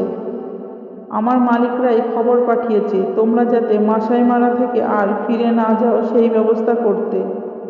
তোমার মালিকরা মানে দেশাই আর নিনজানে? ও, সেই জন্যই তুমি কাল রাত্রে লোক পাঠিয়েছিলে আমাদের ক্লোরোফর্ম দিয়ে অজ্ঞান করে বাইরে নিয়ে গিয়ে কোথাও ফেলে দিতে। আমরা তাঁবু পাল্টেছিলাম বলে আর খুঁজে পাওনি? আজকের ব্যবস্থাটা অনেক ভালো, একেবারে পাক্কা। নামো, গাড়ি থেকে নামো। এখানে গাড়ি থেকে নামবো? তুমিই তো বলেছিলে এখানে গাড়ি থেকে নামা বিপজ্জনক, তাছাড়া নিয়ম নেই। নামো চটপট, নামো, ন্যাকামি করো না। এখানে নামবো? তুমি কি বলছো ফিলিপ? হোটেলে ফিরে চলো, আমাদের খিদে পেয়েছে। খাওয়া আর তোমাদের এই জীবনে জুটবে না। তোমরা এখন কাদের খাদ্য হবে তাই চিন্তা করো। সন্তু এক ঝটকায় মাথাটা সরিয়ে নিয়ে ফিলিপের হাত চেপে ধরতে গেল, কিন্তু ফিলিপ অত্যন্ত সতর্ক। সে রিভলভারের নলটা কাকাবাবুর দিকে ঘুরিয়ে অন্য একটা হাতে প্রচণ্ড থাপ্পড় কষালো সন্তুর গালে। তারপর গর্জন করে বলল, নামো। আমি ঠিক 5 গুনব, তার মধ্যে না নামলে 1, 2, 3। কাকাবাবু গাড়ি থেকে নেমে পড়লেন। ফিলিপ তারপর সন্তুকে এক ধাক্কা দিয়ে প্রায় ফেলেই দিল নিচে। নিজেও নেমে এসে কাকাবাবু সারা গা চাপড়ে দেখল কোথাও কোনো অস্ত্র লুকানো আছে কিনা। সে কিছুই পেল না। এক পা সরে গিয়ে সে বলল, আমি এখনই তোমাদের দুজনকে গুলি করে খতম করে দিতে পারি, কিন্তু শুধু শুধু আমি গুলি খরচ করি না। তোমাদের এখানে ফেলে রেখে যাব। এখান থেকে হোটেল প্রায় 20-25 মাইল দূরে। এখানে তোমরা কিছুতেই পায়ে হেঁটে ফিরে যেতে পারবে না। তার আগেই কোনো জন্তু জানোয়ারের সামনে পড়ে তোমরা শেষ হয়ে যাবে। আমি ফিরে গিয়ে বলবো তোমরা হিরে খোঁজার লোভে জোর করে এক জায়গায় নেমেছিলে। তারপর কাকাবাবু বললেন, জার্মান টুরিস্ট দুজনকেও বুঝি এরকম করেছিলে? Shut up! তোমাদের সঙ্গে আর আমি একটাও কথা বলতে চাই না। কাকাবাবু এবারে ফিলিপের চোখের দিকে একদৃষ্টিতে তাকিয়ে ঠান্ডা গলায় বললেন, শোনো ফিলিপ, তুমি সন্তুকে চড় মেরেছ। বিনা দোষে ওর গায়ে যে হাত তোলে আমি তাকে কিছুতেই ক্ষমা করি না। আমার হাতে শাস্তি সে পাবেই। ফিলিপ অট্টহাসি করে উঠে বলল, তুমি পাগল হয়ে গেছো দেখছি। তুমি কি ভূত হয়ে আমাকে শাস্তি দিতে চাও নাকি? আজকের দিনটাই তোমার জীবনের শেষ দিন। আমাকে বাদ দিয়ে তুমি একা ফিরে গেলেই পিয়ার লোহিয়া তোমাকে অ্যারেস্ট করবে। তাকে আমি সব বলে এসেছি। ফিলিপ মুখ ভেঙচিয়ে বলল, একজন ইন্ডিয়ান আমার হোটেলে বসে আমাকে অ্যারেস্ট করবে? এত সাহসী? এখানে আমিই রাজা। আমি ফিরে গিয়েই দেখছি কে কেমন লোক। ফিলিপ এক পা করে পিছিয়ে গিয়ে গাড়িতে উঠে বসল। কাকাবাবু চেঁচিয়ে বলল, আমার ক্রাশ দুটো অন্তত দিয়ে যাও। গাড়িতে স্টার্ট দেবার পর মুখ বাড়িয়ে ফিলিপ বলল, লেপার তাড়া করলে তুমি ক্রাচে ভর দিয়ে বেশি দূর যেতে পারবে না। গাড়িটা খানিকটা চলতে শুরু করে তারপর ওদের গোল করে ঘিরে 2-3 বার চক্কর দিল, যেন ফিলিপ মজা দেখছে। তারপর হুশ করে ছুটে গেল দিগন্তের দিকে। একটুক্ষণের মধ্যেই গাড়িটা ছোট হতে হতে মিলিয়ে গেল একেবারে। সন্তু হাঁটু গেড়ে বসে আছে, তবু এখনো যেন পুরো ঘটনাটা বিশ্বাসই করতে পারছে না। লোকটা সত্যি তাদের ফেলে চলে গেল আফ্রিকার এই হিংস্র জন্তু জানোয়ার ভরা প্রান্তরে। কাকাবাবু ওদের কি ক্ষতি করেছেন? কাকাবাবু শুধু ওটাঙ্গ না কোটাঙ্গ কি যেন একটা নাম বলেছিলেন, তাতেই ওরা রেগে উঠেছিল। অশোক দেশাইয়ের কাকার নিমন্ত্রণতে তারা এখানে বেড়াতে এসেছে, আর সেই অশোক দেশাই তাদের মেরে ফেলতে বলেছেন। কাকাবাবু সন্তুর কাছে এসে জিজ্ঞাসা করলেন, বদমাইশটা তোর কানের উপরে অত জোরে মারল, তোর কানের কোনো ক্ষতি হয়নি তো? শুনতে পাচ্ছিস তো ঠিকঠাক? সন্তুর একটা কান ভো ভো করছে, তাতে কিছু আসে যায় না। লোকটা তাকে গাড়ি থেকে ঠেলে ফেলার সময় তার হাঁটুতে একটু চোটও লেগেছে, তাতেও কিছু যায় আসে না। কিন্তু এরপর কি হবে? সন্তু বিহ্বল চোখে চারিদিকে তাকালো। এখানে জঙ্গল প্রায় নেই বলতে গেলে। মাঝে মাঝে একটার দুটো বড় গাছ, আর সব দিকে ধুধু করছে মাঠ। মাঝে মাঝে ছোট ছোট টিলা। কোথাও জন্তু জানোয়ার দেখা যাচ্ছে না। মাথার উপর ঝকঝক করছে সূর্য। কাকাবাবু সন্তুর হাত ধরে তুললেন, তারপরে একটু ফিকেভাবে হেসে বললেন, তুই ভয় পেয়ে গেলে নাকি রে সন্তু? দেখ, এর আগে আমরা কতবার কত রকম বিপদের মধ্যে পড়েছি। সব সাংঘাতিক সাংঘাতিক মানুষকে শেষ পর্যন্ত ঠান্ডা করে দিয়েছি। শেষ পর্যন্ত আফ্রিকায় এসে জন্তু জানোয়ারের মুখে প্রাণ হারাবো? তা হতে পারে না। দেখ না, একটা কিছু ব্যবস্থা হয়ে যাবে। তবুও কথা বলছে না দেখে কাকাবাবু তাকে একটা ঝাঁকুনি দিয়ে বললেন, এই সন্তু, কি হলো রে তোর? ভয় পেয়ে চুপ করে বসে থাকলে তো বাচ্চা আরো শক্ত হয়ে যাবে। চল হাঁটতে শুরু করি। সন্তুর চোখে জল এসে গেল, যদিও সে ভয় পায়নি। সে ভাবছে অন্য কথা।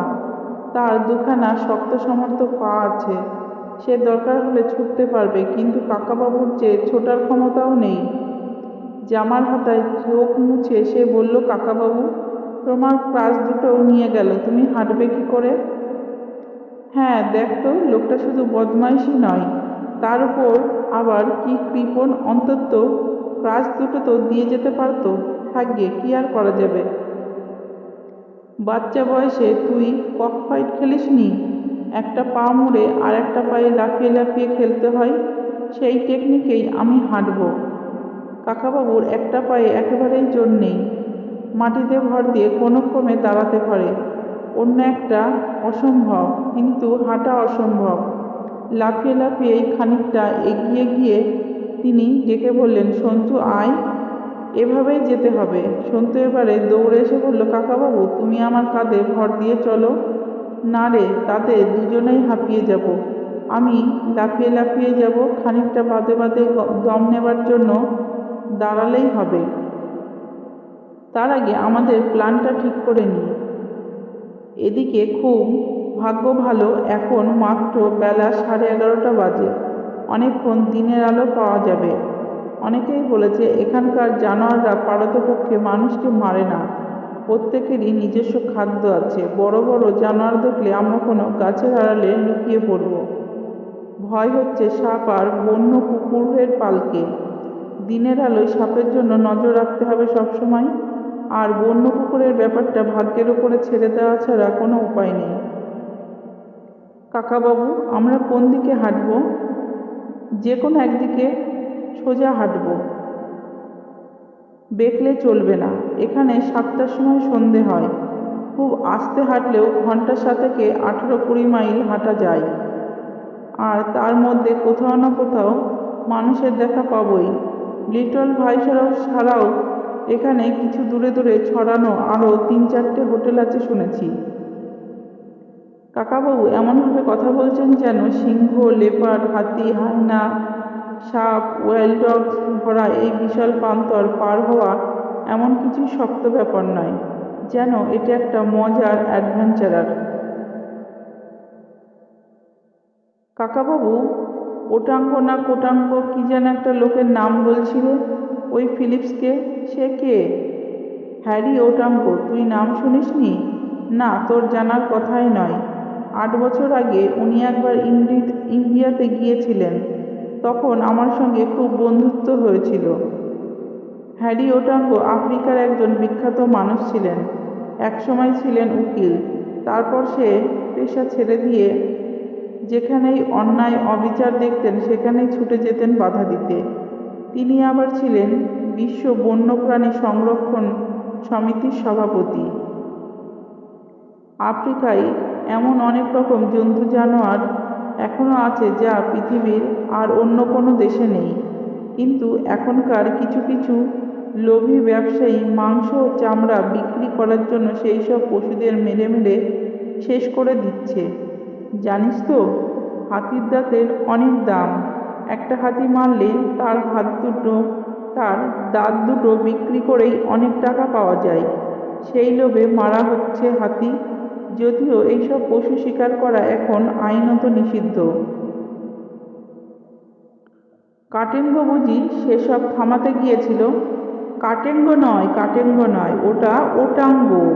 তিনি কেনিয়ায় এসে অনেক খোঁজখবর নিয়ে দেখলেন যে এখানকার কয়েকজন বড় বড় ব্যবসায়ী আর সরকারি কর্মচারী, 2-1জন মন্ত্রীও আছে, গোপনে গোপনে এইসব পশু নিধনের কারবার চালাচ্ছে। ইউরোপ আমেরিকার কয়েকটি কোম্পানি তাদের কাছ থেকেই সেই সব কেনে। ওটাঙ্গ ঘোষণা করলেন কারা কারা এই বেআইনি নৃশংস ব্যবসা চালাচ্ছে, তাদের নাম তিনি প্রকাশ করে দেবেন। পরদিন কি হলো জানিস? নাইরোবি শহর থেকে মাত্র 23 মাইল দূরে হ্যারি ওটাঙ্গর ছিন্ন ভিন্ন শরীরটা পাওয়া গেল। এক পাল হায়না তার অনেকখানি মাংস খেয়ে নিয়ে গেছেন। খবরের কাগজে বেরোলো যে মিস্টার ওটাঙ্গ কোনক্রমে হায়নার পালের মুখে পড়ে গিয়ে প্রাণ দিয়েছেন, কিন্তু অনেকেরই ধারণা ওকে কেউ আগে থেকে খুন করে হায়নাদের সামনে ছড়ে ফেলে দিয়ে গেছে। ওকে কারা খুন করতে পারে তা তো বোঝাই যায়। হ্যাঁ, বোঝা যায় তো বটেই, কিন্তু সেই দলটা এত শক্তিশালী যে কেউ তাদের নাম প্রকাশ করতে সাহস করে না। সব জায়গাতেই ওরা টাকা খাইয়ে রাখে। ওই ম্যানেজার ফিলিপটাও তাহলে ওই দলে? ও একটা চুনোপুঁটি। আসল চাই হলো অশোক দেশাই আর নিনজানের মতো লোকেরা। অশোক দেশাইয়ের আছে টাকার জোর, আর নিনজানের আছে সরকারি মহলে প্রতিপত্তি। পুলিশও ওদের ধরতে সাহস করে না। এখন বুঝতে পারছিস তো ওরা কেন হোটেলটা কিনতে চাইছে? কেন? এরকম জায়গায় একটা হোটেল যাতে হাতে থাকলে এখান থেকে অনেক জীবজন্তু মেরে পাঠাবার সুবিধা। হোটেলটা ভালো না চললেও অন্যদিকে ওদের লাভ হবে অনেক। বুড়ো সুইস সাহেবটার ওপর চাপ দিয়ে ওরা হোটেলটার দামও কমিয়ে ফেলবে অনেক। না হলে নাইরোবি শহরে থাকতে দুপুরে কে আমাকে টেলিফোনে ভয় দেখালো, আর কেই বা চিঠিটা পাঠালো। একটু দাঁড়াও, বড্ড হাঁপিয়ে গেছি রে সন্তু। ওই দেখ, সামনের দিকে তাকিয়ে সন্তু কেঁপে উঠল। একটা গন্ডার দাঁড়িয়ে আছে একটা ছোট্ট টিলার ওপর। তার পেছন দিকে দেখা যাচ্ছে শুধু আকাশ। গন্ডারটা এমন স্থির হয়ে রয়েছে যেন মনে হয় একটা পাথরের মূর্তি। ম্যানেজার ফিলিপ তাদের গন্ডার দেখাবার ছল করে এতদূর নিয়ে এসেছিল। এবারে সত্যি সত্যি সেই গন্ডার নিজের থেকেই দেখা দিল। কাকাবাবু সন্তুর হাত ধরে হাঁচকা টান দিয়ে দুজনেই বসে পড়েছেন মাটিতে। তিনি ফিসফিস করে বললেন, এবারে আস্তে আস্তে উপর হয়ে শুয়ে পড়, ওর দিকে চোখ রেখে। গন্ডার এমনিতে মানুষ মারে না, কিন্তু ও আমাদের দেখতে পেলেই চটে যেতে পারে। মাটিতে শুয়ে থাকলে দেখতে পাবে না। সন্তু উপর হয়ে মাটিতে চিবুক ঠেকিয়ে বলল, কিন্তু ও যদি এদিকেই ছুটে আসে? কাকাবাবু বললেন, ও যদি আমাদের পিঠের উপর দিয়ে চলে যায় তাহলে ট্যাঙ্ক চাপা পড়লে যে অবস্থা হয় আমাদেরও সেই দশা হবে। আশা করি ও ভদ্রতা দেখিয়ে অন্য দিক দিয়ে চলে যাবে। আর যদি সত্যি এদিক দিয়ে দৌড়ে আসে তাহলে আমরা দুজনে গড়িয়ে যাব, বুঝলি? তাতে অন্তত একজন বাঁচব। গন্ডারটি এক জায়গায় দাঁড়িয়ে এদিকেই তাকিয়ে আছে। কি দেখছে কে জানে। অন্য বড় জন্তুরা একসঙ্গে অন্তত 3-4 জন থাকে, গন্ডারটি কিন্তু একলা। বিশাল তার চেহারা। গন্ডারটি যখন টিলার ওপাশ দিয়ে উঠে এসেছে তখন এই দিকেই তার যাওয়ার ইচ্ছে। হঠাৎ পেছনে একটা শব্দ হতে সন্তু চকিতে একবার পেছনে তাকাতেই তার বুক হিম হয়ে গেল। তাদের পেছনে, ঠিক পেছনে নয়, ডান দিকে কোনাকুনি দাঁড়িয়ে আছে 3টি হাতি।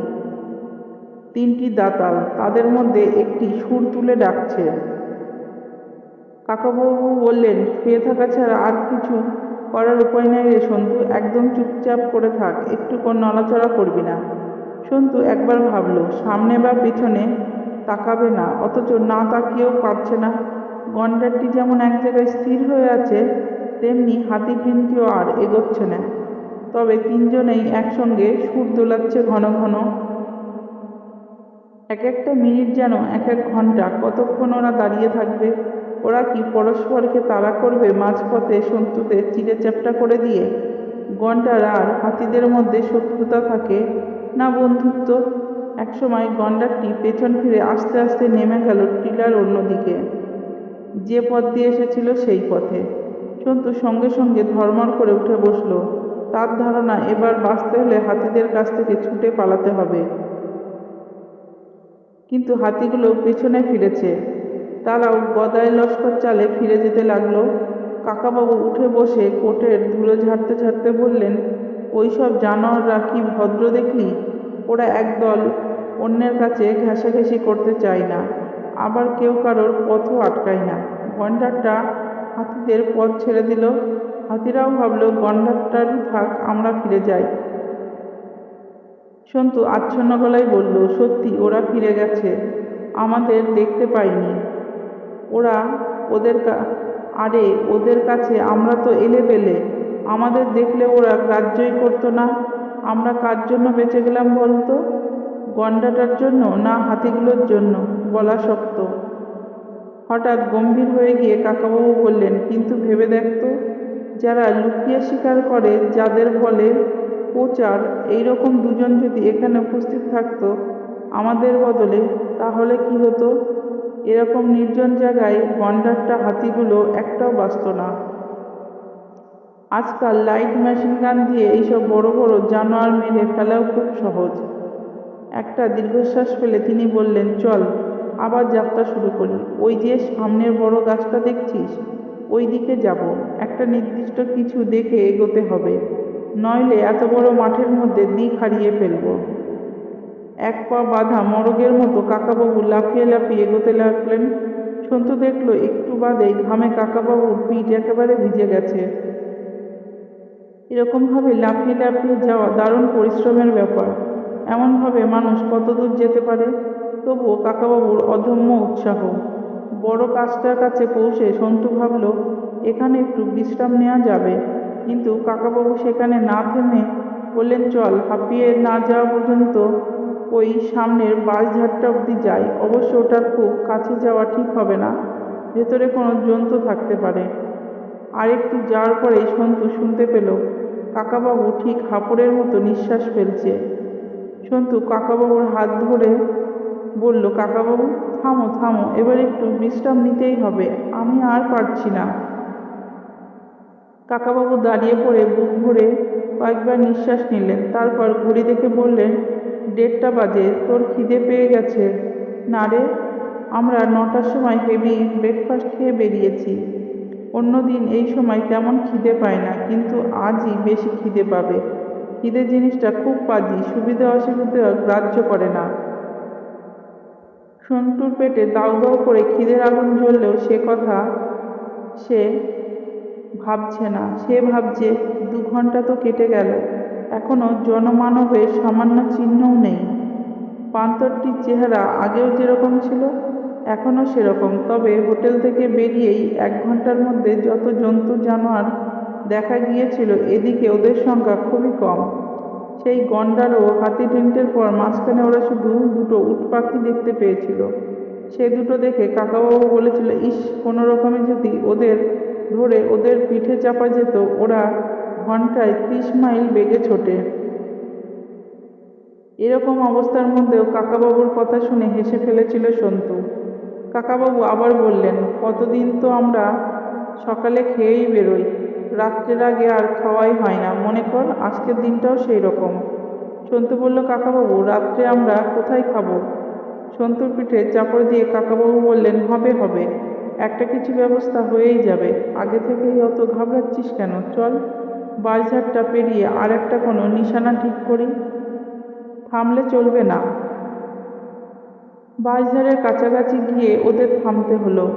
ওই প্রথম ওরা দেখতে পেল সাপ। আফ্রিকাতে কোনো কিছুই কম নয়। আমাদের দেশে একসঙ্গে একটা দুটো সাপ দেখলে তো পাই যথেষ্ট, এখানে ওরা বাঁশঝাড়ের বাইরে দেখতে পেল 11টা। ভেতরে আরও কত আছে কে জানে। কয়েকটা বাঁশ গাছে জড়িয়ে আছে, কয়েকটা কাছাকাছি মাটিতে কিলবিল করছে। সবগুলিরই রং কালো, তবে আকারে খুব বড় নয়। জায়গাটা স্যাঁতসেঁতে, মাটিতে অনেক গর্ত। কাকাবাবু থমকে দাঁড়িয়ে পড়ে নাক কুঁচকে বললেন, এই একটা প্রাণীকে দেখলেই আমার ঘেন্না হয়। এমনিতে এরা নিরীহ প্রাণী, মানুষকে সহজে কামড়ায় না জানি, কিন্তু আমি এদের দিকে তাকাতে পারি না, আমার গা গুলিয়ে ওঠে। আমি রিভলভার দিয়ে 2বার দুটোকে গুলি করে মেরেছি, এখন যদি সঙ্গে রিভলভার থাকতো। বলতে বলতে থেমে গিয়ে কাকাবাবু হঠাৎ পিক করে হেসে ফেললেন। সন্তু অনেকক্ষণ ধরে রিভলভার কথাটা ভাবছে। কাকাবাবুর সঙ্গে সেটা থাকলে ওই হোটেল ম্যানেজার ফিলিপ কি এত সহজে তাদের গাড়ি থেকে নামিয়ে দিতে পারত? কাপুরুষের মতো পালাতে পারত? প্লেনে বন্দুক পিস্তল নিয়ে ওঠা নিষেধ বলে কাকাবাবু সেটা সঙ্গে আনেনি। তাছাড়া এবারে তো স্রেফ বেড়াতে আসা। সন্তুর মনের কথাটাই যেন বুঝতে পেরে কাকাবাবু বললেন, রিভলভারটা সঙ্গে আনিনি, ভালোই হয়েছে। আনলে একটা কিছু রক্তারক্তি কাণ্ড হয়ে যেত। ওই যে ফিলিপ, ওর চোখ দেখেই বোঝা যায় লোকটা সাংঘাতিক নিষ্ঠুর। হি ইজ এ কিলার। তুই তো জানিস সন্তু, আমি রিভলভার তুলে লোকদের ভয় দেখাই, চট করে কাউকে গুলি করতে পারি না। কিন্তু ওই ফিলিপ সহজে ভয় পাবার পাত্র নয়। আমি ওর দিকে রিভলভার তুললেই ও এলোপাতাড়ি গুলি চালিয়ে দিত। কাকাবাবু, ওই ফিলিপের মতো লোকটাকে মায়াদয়া না করে গুলি করাই উচিত। দেখ না পরে ওকে কিরকম শাস্তি দিই আমি। পরে মানে? ওর সঙ্গে কি আমাদের আর দেখা হবে?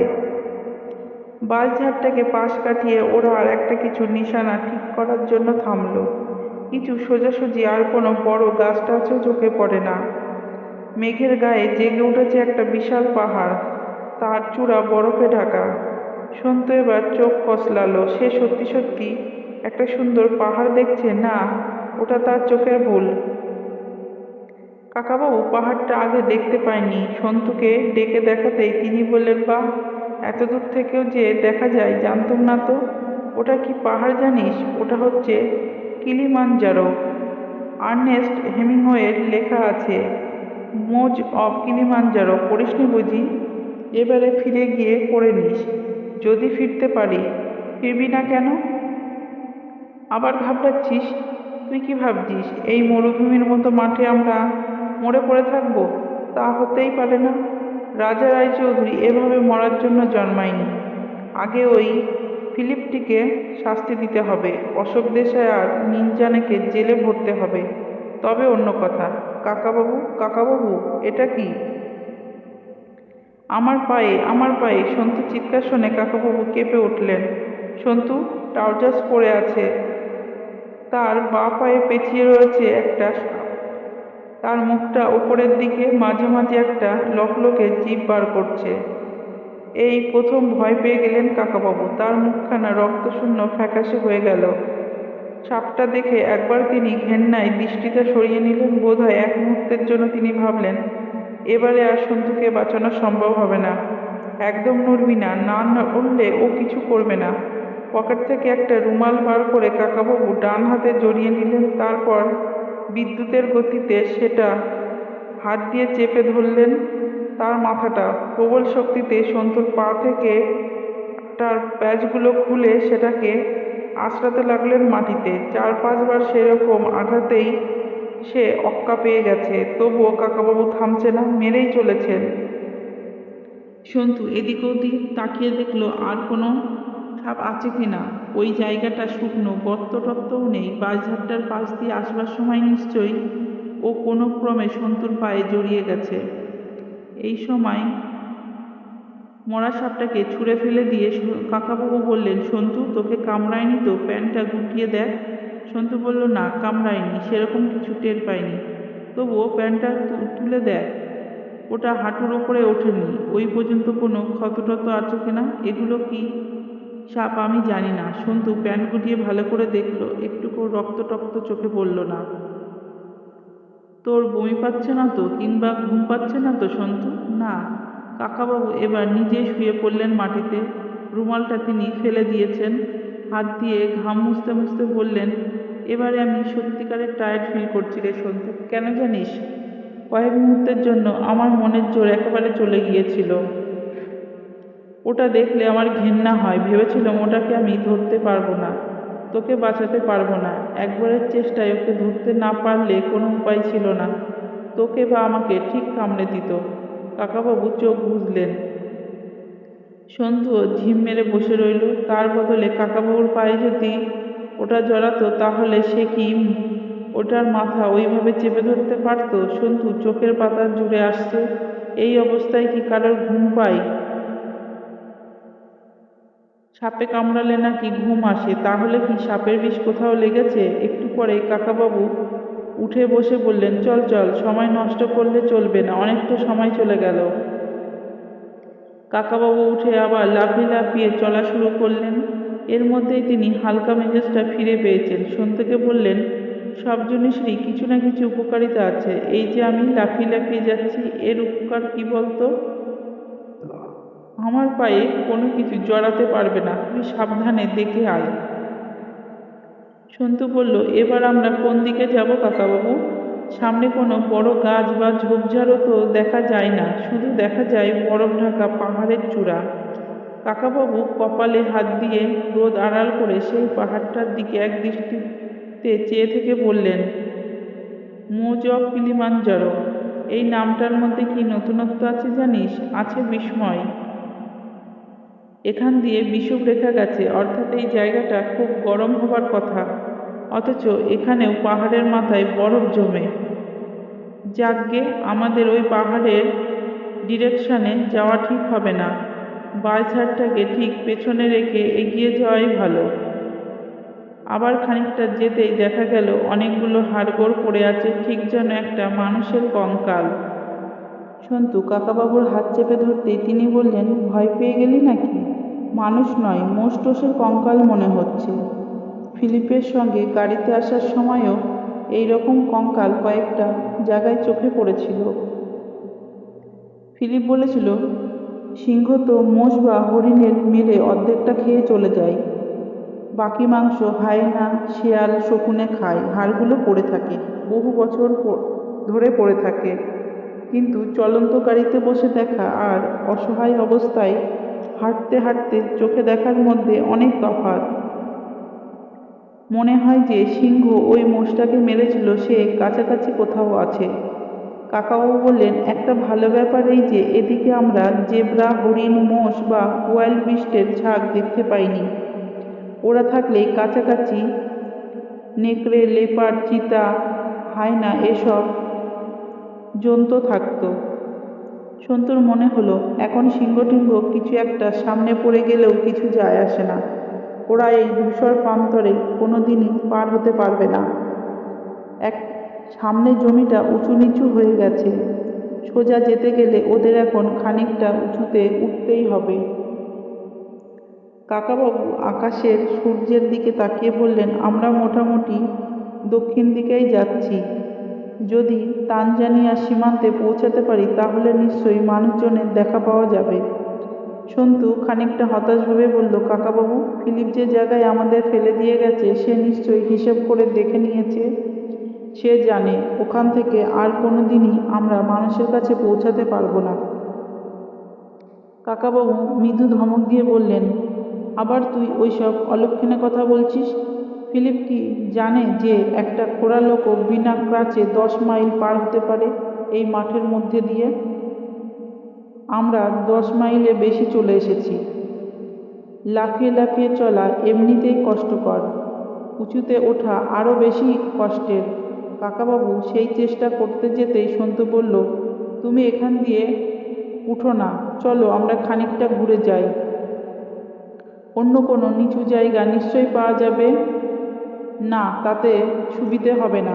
এইরকম ফাঁকা জায়গায় একটা অন্তত দিক ঠিক না রাখলে আমরা গোলকধাঁধায় পড়ে যাব। এক জায়গায় বারবার ঘুরবো। চল, আমি ঠিক পেরে যাব।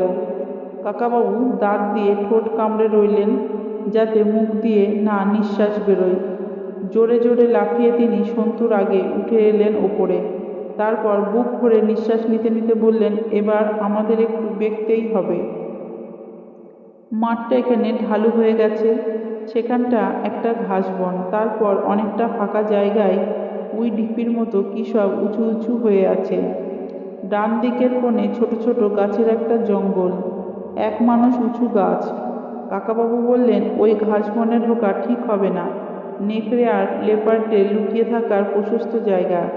ওই উই ঢিপিগুলোকে আমার ঠিক বিশ্বাস হচ্ছে না। এখানে ইঁদুরের গর্ত থাকলে সাপও থাকবে, তার থেকে বরং ওই জঙ্গলটাই নিরাপদ। গাছগুলো ফাঁকা ফাঁকা আছে, ভেতরটা দেখা যাবে। তাছাড়া ছোট গাছ ভেঙে দুটো লাঠি তৈরি করতে হবে, তাতে একটা কিছু অন্তত অস্ত্র থাকলে মনে আরো জোর পাওয়া যাবে। কি বল? তাছাড়া একটা লাঠি আমার এই পায়ে জড়িয়ে নিলে আমি আর একটু ভালোভাবে লাফাতে পারবো।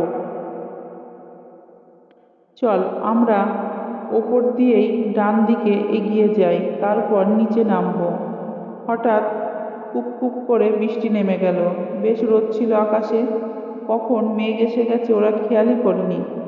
এতক্ষণ সন্তু খেয়াল করলো যে তেষ্টায় তার গলা শুকিয়ে কাঠ হয়ে গেছে, জামাগুলো ঘামে ভিজে সপসপে হয়ে আছে। এবারে এই বৃষ্টি স্নান বেশ ভালোই লাগলো ওদের।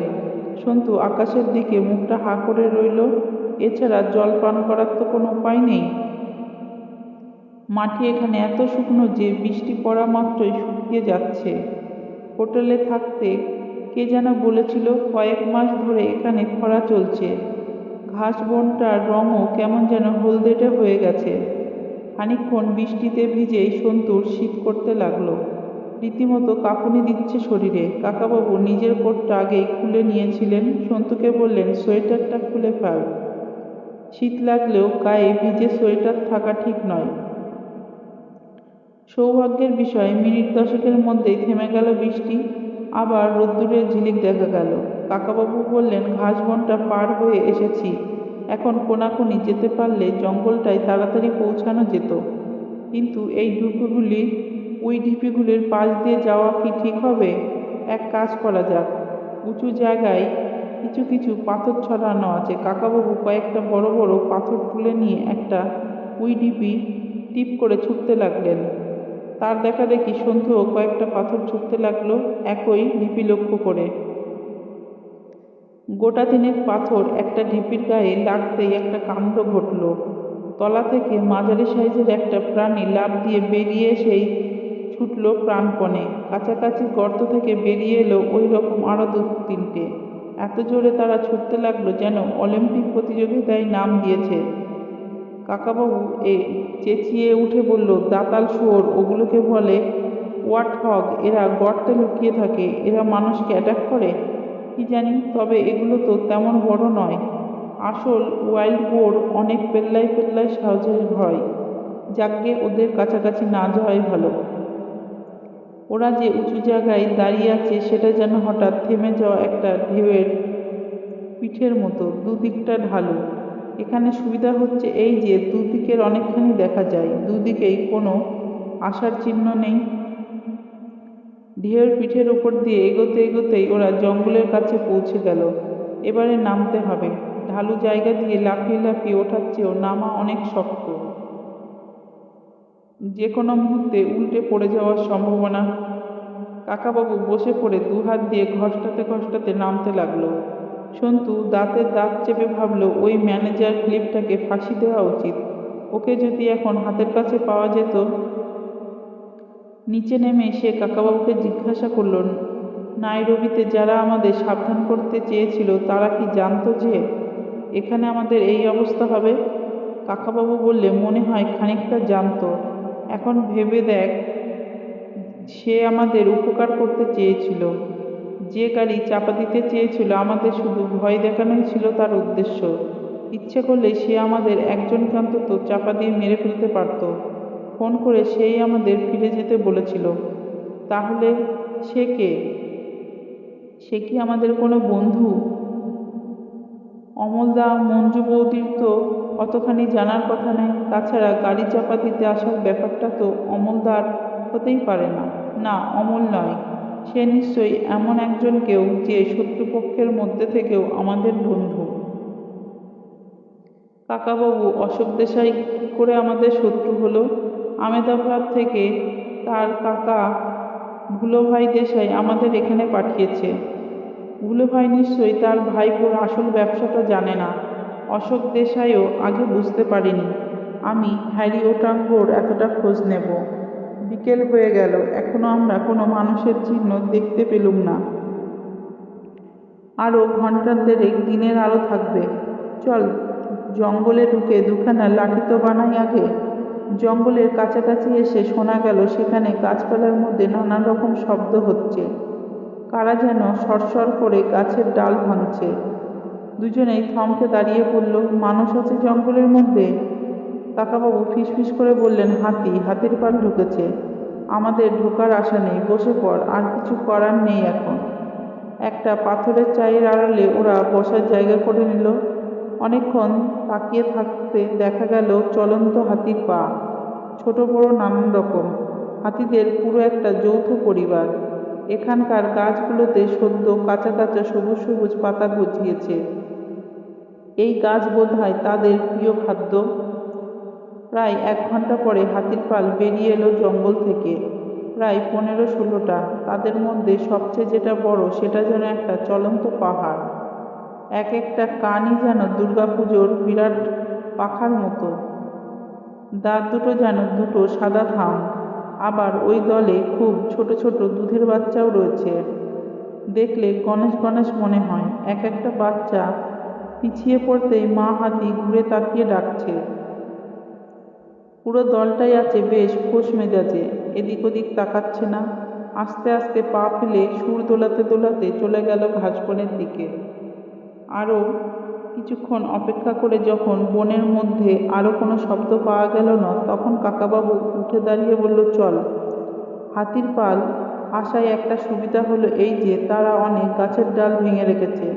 সন্তুদের আর বেশি পরিশ্রম করতে হলো না, বরং পছন্দ মতো দুখানা ডাল বেছে নিতে পারল তারা।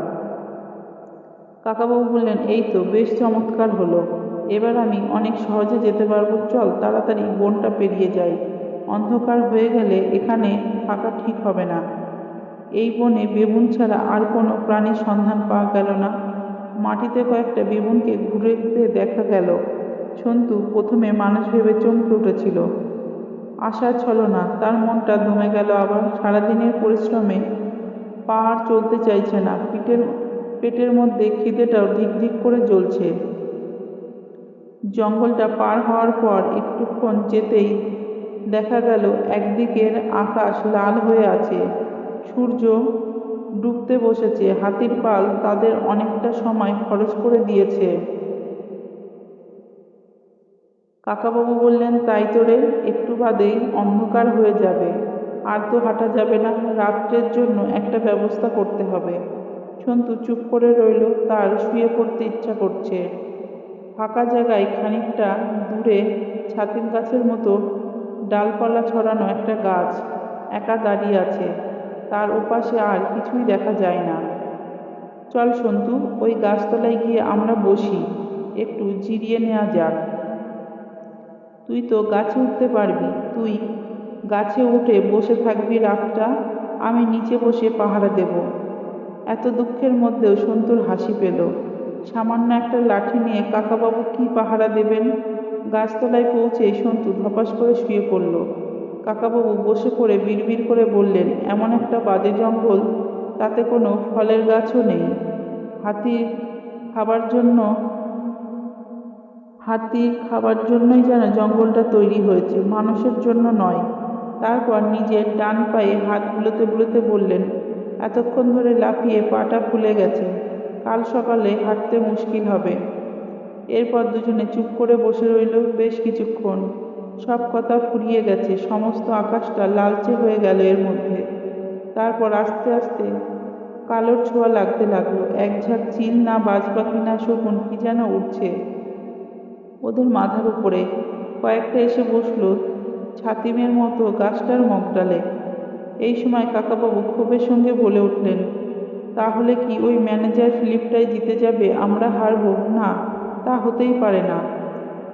সন্তু কান খাড়া করে বলল, কাকাবাবু কিসের শব্দ? কুকুর ডাকছে।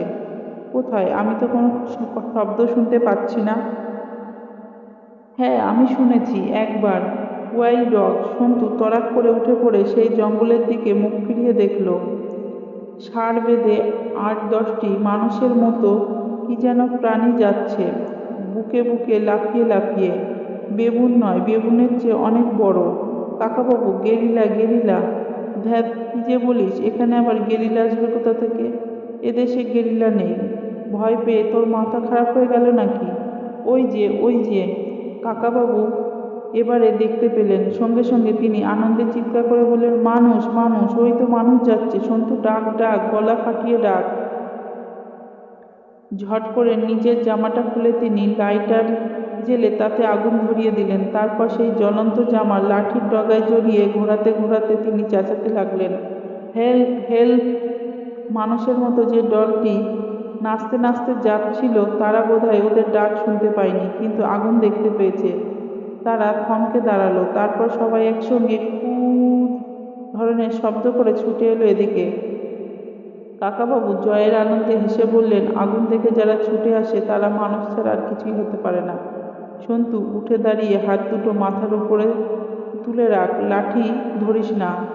তিনি নিজেও আগুন সমেত ডান্ডাটা ফেলে দিয়ে ওই রকম হাত উঁচু করে দাঁড়ালেন। মানুষের মতো দলটি ঝড়ের বেগে ছুটে এলো। ওদের কোনো রকম কথা বলার সুযোগ দিল না। তাদের দুজন সন্তু আর কাকাবাবুকে পিঠে তুলে নিয়ে আবার দৌড়ালো। মাসাইদের পুরো গ্রামটাই গোল করে উঁচু বাঁশের বেড়া দিয়ে ঘেরা। তাদের মধ্যে ছোট ছোট আলাদা কুঁড়ে ঘর। একটি মাত্র ছোট দরজা দিয়ে সেই গ্রামে ঢোকা যায়। লম্বা মাচার উপরে পালা করে পুরুষেরা পাহারা দেয় সারা রাত। রাতের অন্ধকারে কোনো হিংস্র জন্তু জানোয়ার এখানে ঢুকে পড়ার উপায় নেই। গ্রামের মধ্যে একটা বড় চালাঘর রয়েছে, অনেকগুলো গরু আর মোষ আর ভেড়া। পশুপালনই এখন এদের জীবিকা। প্রত্যেকটি মাসায় পুরুষই ৬ ফুটের কাছাকাছি লম্বা, শরীর যেন ইস্পাত দিয়ে গড়া। হাতে সবসময় থাকে বর্ষা। মাসাই মেয়েরাও কম লম্বা নয়, তারাও যুদ্ধ করতে জানে। মাসাইরা আফ্রিকার অন্য সব জাতের তুলনায় আলাদা। একদল মাসাই পুরুষ সন্ধেবেলা গ্রামে ফিরছিল। আস্তে আস্তে দৌড়াবার সময় ওরা মাথা নিচু করে নাচের ভঙ্গিতে এগোয় আর গলা দিয়ে নানান রকম পশু পাখির ডাকের অনুকরণ করে। সন্তু আর কাকাবাবুকে দেখতে পেয়ে ওরা তাদের কাঁধে তুলে এনে গ্রামের ঠিক মাঝখানে ফেলল।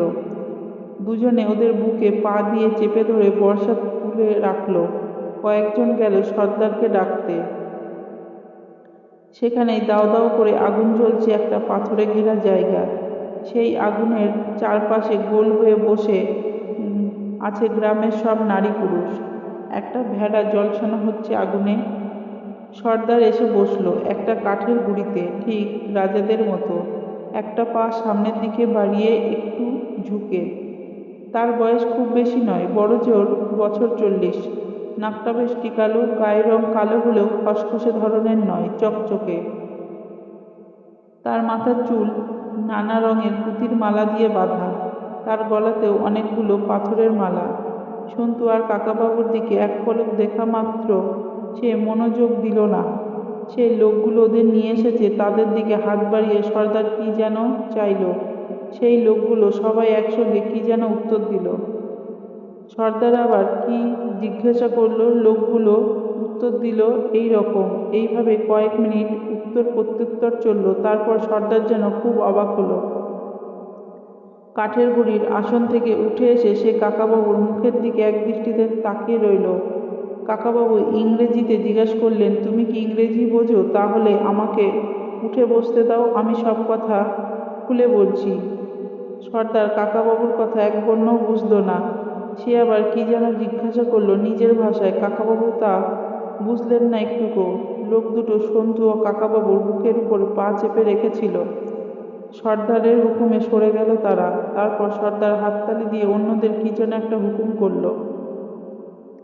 কাকাবাবুর মাথার কাছে যদিও এখনো একজন বর্শা তুলে আছে, তবুও সেটা অগ্রাহ্য করে কাকাবাবু বললেন, ওয়াটার, জল না খেলে আমরা মরে যাব, একটু জল দাও। হাতের ইঙ্গিতে তিনি জল খাওয়া বোঝালেন। সর্দার দুদিকে হাত নেড়ে বোঝালো, না, এখন জল দেওয়া হবে না। কাকাবাবু একটু দীর্ঘ নিঃশ্বাস ফেলে বললেন, তোমাদের মধ্যে কি কেউ একটুকু ইংরেজি জানো না? দুজন লোক হাত ধরে ধরে একজন বৃদ্ধকে নিয়ে এলেন। বৃদ্ধটির গায়ে একটা টকটকে লাল রঙের চাদর, মাথার চুল বেশ পাকা। চোখ দুটি দেখলে মনে হয় লোকটি খুব অসুস্থ, কিন্তু তার মুখে বুদ্ধি ও ব্যক্তিত্বের ছাপ আছে। বৃদ্ধ লোকটি কাকাবাবুর পাশে এসে বসতে সবাই একসঙ্গে কথা বলতে শুরু করে দিল। সর্দার হাত তুলে অন্যদের থামিয়ে নিজে কিছু বলল। বৃদ্ধটি কাকাবাবু চোখের দিকে তাকিয়ে রইল এক দৃষ্টিতে প্রায় 2-3 মিনিট। তারপর আস্তে আস্তে পরিষ্কার ইংরেজিতে জিজ্ঞাসা করলো, এরা জানতে চাইছে তোমাদের সঙ্গে অস্ত্র কোথায় লুকিয়ে রেখেছ? কাকাবাবু একটা স্বস্তির নিঃশ্বাস ফেলে বললেন, ঈশ্বরকে ধন্যবাদ, তুমি ইংরেজি জানো। হে মাননীয় বৃদ্ধ, আমাদের সঙ্গে কোনো অস্ত্রশস্ত্র ছিল না, বন্দুক পিস্তল তো দূরের কথা, সামান্য একটা ছুরিও ছিল না। বৃদ্ধ বলল, আমরা তোমার কথা বিশ্বাস করি না। তোমার সঙ্গে এই একটা বাচ্চা ছেলে রয়েছে, আর বাকি লোকজনরা কোথায়? কাকাবাবু বললেন, আমাদের সঙ্গে আর কেউ ছিল না, আমরা দুজনে এই মাঠে জঙ্গলে পথ হারিয়ে ফেলেছি। তোমাদের লোকজন ঠিক সময়ে না গিয়ে পড়লে আমরা মরেই যেতাম। বৃদ্ধ বলল, আমরা তোমাদের কথা বিশ্বাস করি না, তোমরা সভ্য লোকরা নানান রকম মিথ্যে কথা বলতে পারো। কাকাবাবু বললেন, মাননীয় বৃদ্ধ, দয়া করে একটু জল দিতে বলো, গলা শুকিয়ে কাঠ হয়ে গেছে, জল না পেলে কোনো কথা বলতে পারছি না। আমাদের কথা বিশ্বাস করো, আমরা তোমাদের শত্রু নয়, বিপদে পড়ে তোমাদের কাছে আশ্রয় চেয়েছি। বৃদ্ধ অন্যদিকে ফিরে বলল, আগুনটা বাড়িয়ে দিতে। 2-3 জন লোক আগ পোড়া কাঠগুলো ঠেলে দিতে আগুনটা আবার জোর হয়ে গেল। বৃদ্ধ বুকে পড়ে কাকাবাবুর মুখে একেবারে কাছে নিজের মুখটা নিয়ে এলো। চোখের একটা পলক না ফেলে তাকিয়ে রইল বেশ কিছুক্ষণ। চাদরের তলা থেকে একটা হাত বার করে জ্বর দেখার মতো কাকাবাবুর কপালে হাত রাখল। তোমাদের শাস্তি হলো মৃত্যু। কাকাবাবু চোখের পলক না ফেলে বললেন, মাসাইরা বীরের জাতি বলে খ্যাতি শুনেছিলাম। আমাদের মতো দুজন নিরস্ত মানুষকে মেরে যদি তোমাদের খ্যাতি আরো বাড়ে, তাহলে মারো। তোমরা লোকজন প্রথমে আমাদের দেখতে পাওনি, আমরাই আগুন জ্বালিয়ে ওদের ডেকেছি। কেউ আশ্রয় চাইলে বুঝি তোমরা তাদের মেরে ফেলো? বৃদ্ধটি খুব জোরে হেসে উঠল। তারপর পাশের একজন লোককে কি যেন একটা হুকুম করলো। সর্দারের দিকে ফিরে অনেক কিছু বলল। সর্দারের মুখেও হাসি দেখা দিল। বৃদ্ধটি আবার কাকাবাবুর দিকে ফিরে বললেন, শোনো হে অতিথি, মশাই কখনো নরহত্যা করে না, মশাই কখনো নিরস্ত লোকের সঙ্গে যুদ্ধ করে না, মশাই কখনো আশ্রিতকে অবিশ্বাস করে না, মশাই কখনো কারোর কাছে জলপান করতে চেয়ে তারপর তার সঙ্গে বিশ্বাসঘাতকতা করে না। কিন্তু তোমরা যারা লেখাপড়া শেখো, যারা সভ্যতার বড়াই করো, তারা এর প্রত্যেকটা জিনিস করো। তোমরা যখন তখন মানুষ মারো, তোমরা নিরস্ত লোককেও আক্রমণ করো, কাউকে আশ্রয় দিও, তাকে ঠকাও, ঠিক কিনা?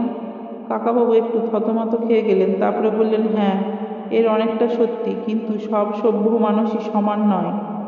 লেখাপড়া শিখলেও অনেকে সৎ থাকতে পারে। একজন লোক একটা অ্যালুমিনিয়ামের বাটিতে খানিকটা কি যেন তরল পদার্থ নিয়ে এলো। সেটা রং লাল, দুধের মতো ঘন।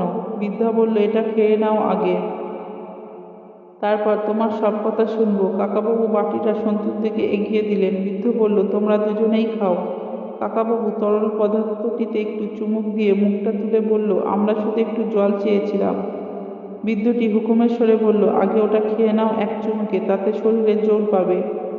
কাকাবাবু সন্তুকে ফিসফিস করে বললেন, এরা দুধের মধ্যে কোনো না কোনো পশুর রক্ত মিশিয়ে খায়। তোর একটু খেতে খারাপ লাগলেও এক চুমুকে যতটা পারিস খেয়ে নে, নইলে এরা অপমানিত বোধ করবে। সন্তু বিশেষ আপত্তি করল না। তেষ্টায় তার গলা ফেটে যাচ্ছে যেন। চোচো করে সে খানিকটা রক্ত মেশানো দুধ খেয়ে ফেলল। কাকাবাবু বাকিটা শেষ করে দিয়ে বললেন, এবারে কি আমরা খানিকটা জল পেতে পারি? বৃদ্ধ বলল, পাবে। তার আগে তোমার কাহিনীটি শুনি। তোমরা কে, কোথা থেকে এসেছো? তোমাদের মতো দুজন সভ্য মানুষকে এরকম নিরস্ত অবস্থায় এই দিকে কোনোদিন ঘুরে বেড়াতে দেখা যায়নি, তাই আমাদের লোকজন খুব অবাক হয়েছে। কাকাবাবু সংক্ষেপে তাদের ঘটনাটা বললেন। বৃদ্ধটি আবার পেছন ফিরে ওদের ভাষায় সবাইকে সেই কাহিনী শোনালো। সবাই দারুণ কৌতূহল নিয়ে শুনল। তারপর সর্দার উঠে দাঁড়িয়ে কি একটা হুকুম করতেই দুজন লোক এসে কাকাবাবুর দুহাত চেপে ধরে দাঁড় করালো। সর্দার এগিয়ে এসে কাকাবাবুর খোঁড়া পাটা তুলে হাত ঝুলিয়ে দেখালো।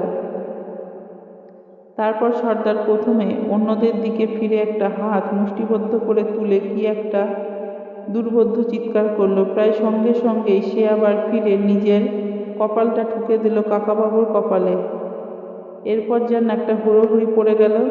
দুজন নিয়ে এলো দুবাটি জল, দুটি মেয়ে দিল দুপাটি ছাতুর মতো খাবার। একজন ঝলসানো ভেড়ার মাংস থেকে অনেকটা কেটে এনে রাখলো কাকাবাবুর পায়ের কাছে। একজন কাকাবাবুর গলায় পরিয়ে দিল একটা পাথরের মালা। বৃদ্ধটি হেসে বলল, তুমি খোঁড়া পায়ে এত বিপদের মধ্যেও এতখানি পথ পার হয়ে এসেছো শুনে এরা তোমাকে বীর হিসেবে স্বীকার করছে। মাসায়রা বীরের সম্মান দিতে জানে। কাকাবাবু অভিভূত হয়ে গিয়ে হাত জোড় করে বললেন, আমাকে এরকম সম্মান আগে কখনো কেউ জানায়নি। আজ আমি ধন্য হয়ে গেছি। আপনাদের সবাইকে নমস্কার জানাচ্ছি। সর্দার বৃদ্ধকে আবার কিছু একটা কথা মনে করিয়ে দিতেই বৃদ্ধটি কাকাবাবুকে বলল, তোমরা আগে একটু খাবার খেয়ে নাও, তারপর তোমাদের কয়েকটা জিনিস দেখাবো। কাকাবাবু সন্তুকে বলল, একটু একটু খেয়ে নে, আর সারাদিন যা ধকল গেছে, হঠাৎ বেশি খাবার খেলে বমি এসে যাবে। সন্তু বলল, আমার আর খেতে ইচ্ছা করছে না, ওই দুধ খেয়ে খিদে চলে গেছে। কাকাবাবু বললেন, তবু একটু করে সবই মুখে দে। সন্তু জিজ্ঞাসা করলো, কাকাবাবু, আমরা এখান থেকে ফিরবো কি করে? এই জায়গাটা কোথায়? আমাদের হোটেল থেকে কত দূর? দাঁড়া, সব জানা যাবে, আস্তে আস্তে সব ব্যবস্থা হয়ে যাবে। বৃদ্ধ লোকটি খুবই বুদ্ধিমান। সন্তুর কথা সে এক বিন্দু বুঝতে না পারলেও বোধহয় আন্দাজ করে নিল সন্তু কি বলতে চায়। খানিকটা মজা করার জন্যই যেন সে এবার সন্তুকে বলল, তোমরা যখন আমাদের মধ্যে এসে পড়েছ, এখন থেকে এখানেই থেকে যেতে হবে সারা জীবন। থাকতে পারবে না? আমাদের খাবার তোমার পছন্দ হয়নি? সন্তু বলল, হ্যাঁ, এখানে থাকতে আমাদের ভালোই লাগবে, কিন্তু তার আগে হোটেলের ম্যানেজার ফিলিপকে শাস্তি দিতে চাই, সেই জন্য একবার অন্তত ফিরে যেতে হবে। বৃদ্ধটি বলল, বাহ, তোমারও তো বেশ তেজ আছে দেখছি। তা তুমি ওই ম্যানেজারকে কি শাস্তি দেবে ঠিক করে রেখেছ? ওর ফাঁসি হওয়া চাই। ফাঁসির চেয়েও ভালো শাস্তি আছে। ধরো যদি ওকে দিয়ে একেবারে সারা জীবন গরুর গোবর পরিষ্কার করার কাজে লাগানো যায়, তাহলে কেমন হয়? আমরা হলে তাই করতাম। কাকাবাবু উঠে দাঁড়িয়ে বললেন, আমার খাওয়া হয়ে গেছে, আপনি কোথায় কি দেখাবেন বলছিলেন? বৃদ্ধটি উঠে দাঁড়িয়ে বলল, আমি নিজে হাঁটতে পারি না, আমাকে ধরে নিয়ে যেতে হবে, আমি খুব অসুস্থ, বেশি দিন বাঁচব না। এই দেখুন। বৃদ্ধটি গা থেকে লাল রঙের কাপড়টা খুলতেই দেখা গেল তার বুকের ডান দিকে একটা মস্ত বড় ঘা দগদগ করছে।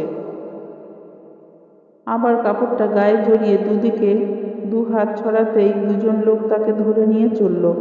আর একজন সঙ্গে নিয়ে চলল একটা মশাল। প্রথমে ঢোকা হলো একটা কুঁড়ে ঘরে। মশালের আলোয় দেখা গেল সেখানে বেশ কয়েকটা বড় বড় হাতির দাঁত ও অনেক রকম জন্তুর চামড়া পড়ে আছে।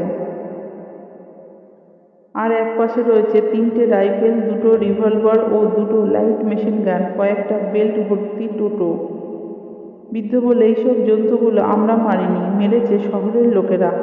আমরা আজকাল পশুপালন করি, পশু হত্যা করি না, তবু আমাদের নামে দোষ পড়ে। সরকারের লোক আমাদের ছেলে ধরে নিয়ে যায়। যেসব অস্ত্র দিয়ে ওদের মারা হয়েছে সেগুলোও দেখো। কাকাবাবু অবাকভাবে জিজ্ঞাসা করলেন, আপনারা ওই অস্ত্রগুলো পেলেন কোথা থেকে? সভ্য লোকদের কাছ থেকেই পেয়েছি, আমরা ব্যবহার করি না। তা বলে ভেবো না যে আমরা ব্যবহার করতে জানি না। আমি নিজে মাও মাও। বৃদ্ধ একটা LMG তুলে নিয়ে বাগিয়ে ধরল, ট্রিগার টিপল। গুলি ভরা নেই, তাই শুধু খট করে শব্দ হলো কয়েকবার। বৃদ্ধ সেটি অবহেলার সঙ্গে ছুঁড়ে ফেলে দিল আবার। এরপর আসা হলো বড় চালা ঘরটিতে। সেটি আসলে একটি বৃহৎ গোয়াল ঘর। সেখানে রয়েছে গোটা 50 গরু, শখানেক ভেড়া ও গোটা 4 জেব্রা। বৃদ্ধ বলল, এইসব পশু আমাদের নিজস্ব, এগুলোর উপর নির্ভর করেই আমরা বেঁচে আছি। এক জায়গায় ঘাস ফুরিয়ে গেলে আমরা সেখান থেকে গ্রাম তুলে নিয়ে আবার যেখানে ঘাস আছে সেখানে চলে যাই।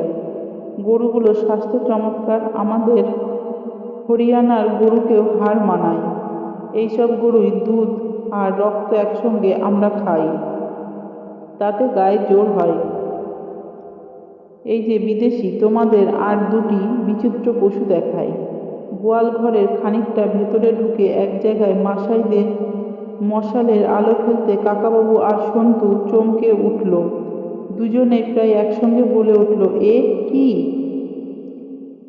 2টো খুঁটির সঙ্গে হাত পা পিঠে মোড়া করে বাঁধা দুজন মানুষ, তাদের পরনে শুধু নেংটি, খালি গা, সম্পূর্ণ কাদামাটি মাখা, চুল জট পাকানো, তবু বোঝা যায় ওরা দুজনেই শ্বেতাঙ্গ সাহেব।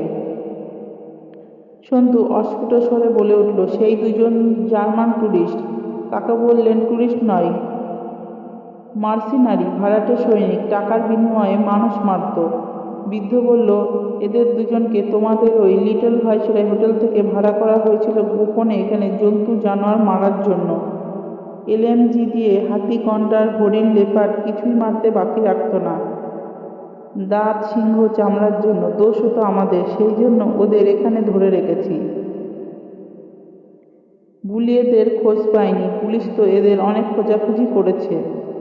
না, কোনো পুলিশ বা সরকারি লোক গত 6 মাসের মধ্যে আমাদের এখানে আসেনি। আমরা ওদের দিয়ে এই গোয়ালঘর পরিষ্কার করাই রোজ। ওর মধ্যে 3বার ওরা পালাবার চেষ্টা করেছিল, 3বারই ধরা পড়েছে। আমাদের জোয়ান ছেলেদের চোখ এড়ানো খুব শক্ত। একটু থেমে একটু হেসে বৃদ্ধ আবার বলল, সাহেব জাতি আমাদের এখান থেকে লক্ষ লক্ষ লোক ধরে নিয়ে গিয়ে কৃতদাস বানিয়েছে, তাই না? এখন আমরা যদি 2-4টে সাহেবকে কৃতদাস করে রাখি, সেটা কি অন্যায় হবে বলো? না, মোটেই না।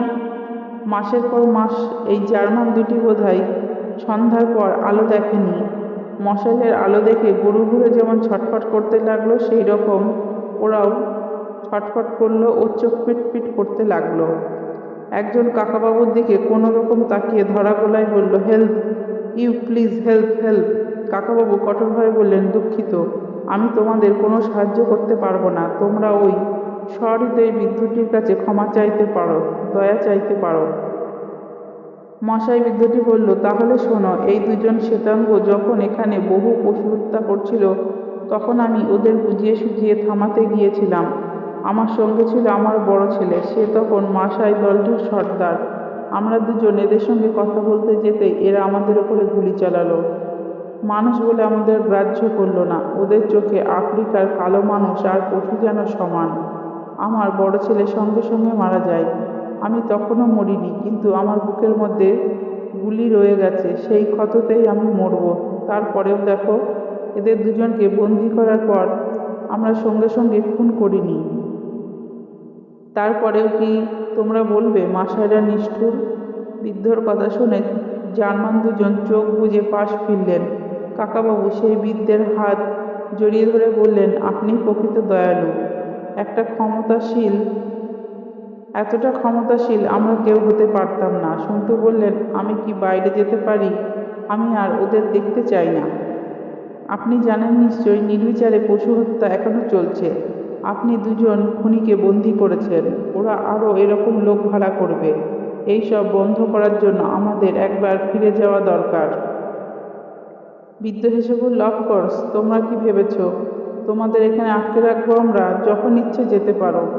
কিন্তু আজ সারাদিন এক পায়ে লাফিয়ে আমার হাঁটু ফুলে গেছে। কাল পরশুর মধ্যে আমি এই হাঁটুতে আর লাফাতে পারবো না। একটা গাড়ি ডাকা দরকার। আচ্ছা মাসাইরা, এয়ারট্রিপ থেকে যে জায়গাটা কত দূরে? এই জায়গাটা কত দূরে? বেশি দূর নয়, তবুও 20 মাইল, 30 বা 40 মাইলও হতে পারে। অত না। তোমরা সারাদিন হাঁটলেও খানিকটা অর্ধবৃত্তাকারে ঘুরেছ। এখান থেকে মাসাই মারা এয়ারট্রিপ মাত্র 10 মাইল, আর লিটল ভাইসরয় হোটেল হবে 13 মাইল। আমরা অবশ্য ওদিকে কখনো যাই না। আমি একটা চিঠি লিখে দিলে তোমাদের কোনো মাসাই ছেলে ওই এয়ারট্রিপে পৌঁছে প্লেনের পাইলটের হাতে একটা চিঠি ধরিয়ে দিতে পারবে না? কেন পারবে না? এ আর এমন শক্ত কি ব্যাপার? কিন্তু সেসব কাল ভোরের আগে তো কিছুই হবে না। এখন চলো, নাচ দেখবে। আমরা মাসাইরা প্রত্যেক রাত্রে খানিকটা নাচ গান না করে ঘুমোতে যাই না। এরপর সেই আগুনের জায়গাটা ঘিরে শুরু হলো নাচ গান। কিন্তু সন্তু আর বেশিক্ষণ চোখ মেলে থাকতে পারল না। সেখানেই ঘুমিয়ে পড়ল মাটিতে। কাকাবাবু আগুনের আলোয় একটা চিঠি লিখলেন। তারপর একটু বাদে বৃদ্ধের অনুমতি নিয়ে তিনিও শরীর এলিয়ে দিলেন। পরের দিন দুপুরের আগে একটি গাড়ি নিয়ে হাজির হলো 3 জন। একজন কৃষ্ণাঙ্গ, একজন শ্বেতাঙ্গ, একজন ভারতীয়। মাসাইদের গ্রামের একটু দূরে গাড়ি থামিয়ে মাথার উপরে হাত তুলে তারা এগিয়ে এলো আস্তে আস্তে। ভারতীয়টি পিয়া লইয়া, শ্বেতাঙ্গটি প্লেনের পাইলট, আর কৃষ্ণাঙ্গ লোকটি ওদের অচেনা। কৃষ্ণাঙ্গ লোকটি আগে এগিয়ে এসে মাসাই সর্দার এবং বৃদ্ধটিকে অভিনন্দন জানালো। তারপর কাকাবাবুর দিকে তাকিয়ে বলল, ঈশ্বরকে ধন্যবাদ, তোমাদের কোনো অনিষ্ট হয়নি। লোহিয়া তার পাশে এসে দাঁড়িয়ে বলল, ইনি মিস্টার জোসেফ এনবোয়া।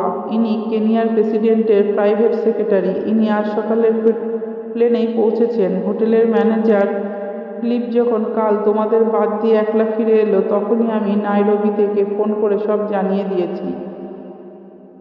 জোসেফ এনবোয়া মাসাই বৃদ্ধটিকে বললেন, তোমার লোকজনকে বলে দাও মাসাইদের সঙ্গে সরকারের কোনো ঝগড়া নেই। এ অঞ্চলে যে বেআইনিভাবে পশু হত্যা করা হয় তার জন্য মাসাইরা দায়ী নয়। কয়েকজন ব্যবসায়ী দুষ্টচক্র এই কাজ করছে। আমরা তার প্রমাণ পেয়েছি। প্রেসিডেন্টের একজন আত্মীয় প্রেসিডেন্টকে কিছু না জানিয়ে পুলিশকে ঘুষ দিয়ে এই কারবার চালাচ্ছিল। তাকে আর তার সঙ্গী সাথী আরও 4 জনকে কাল বন্দি করা হয়েছে।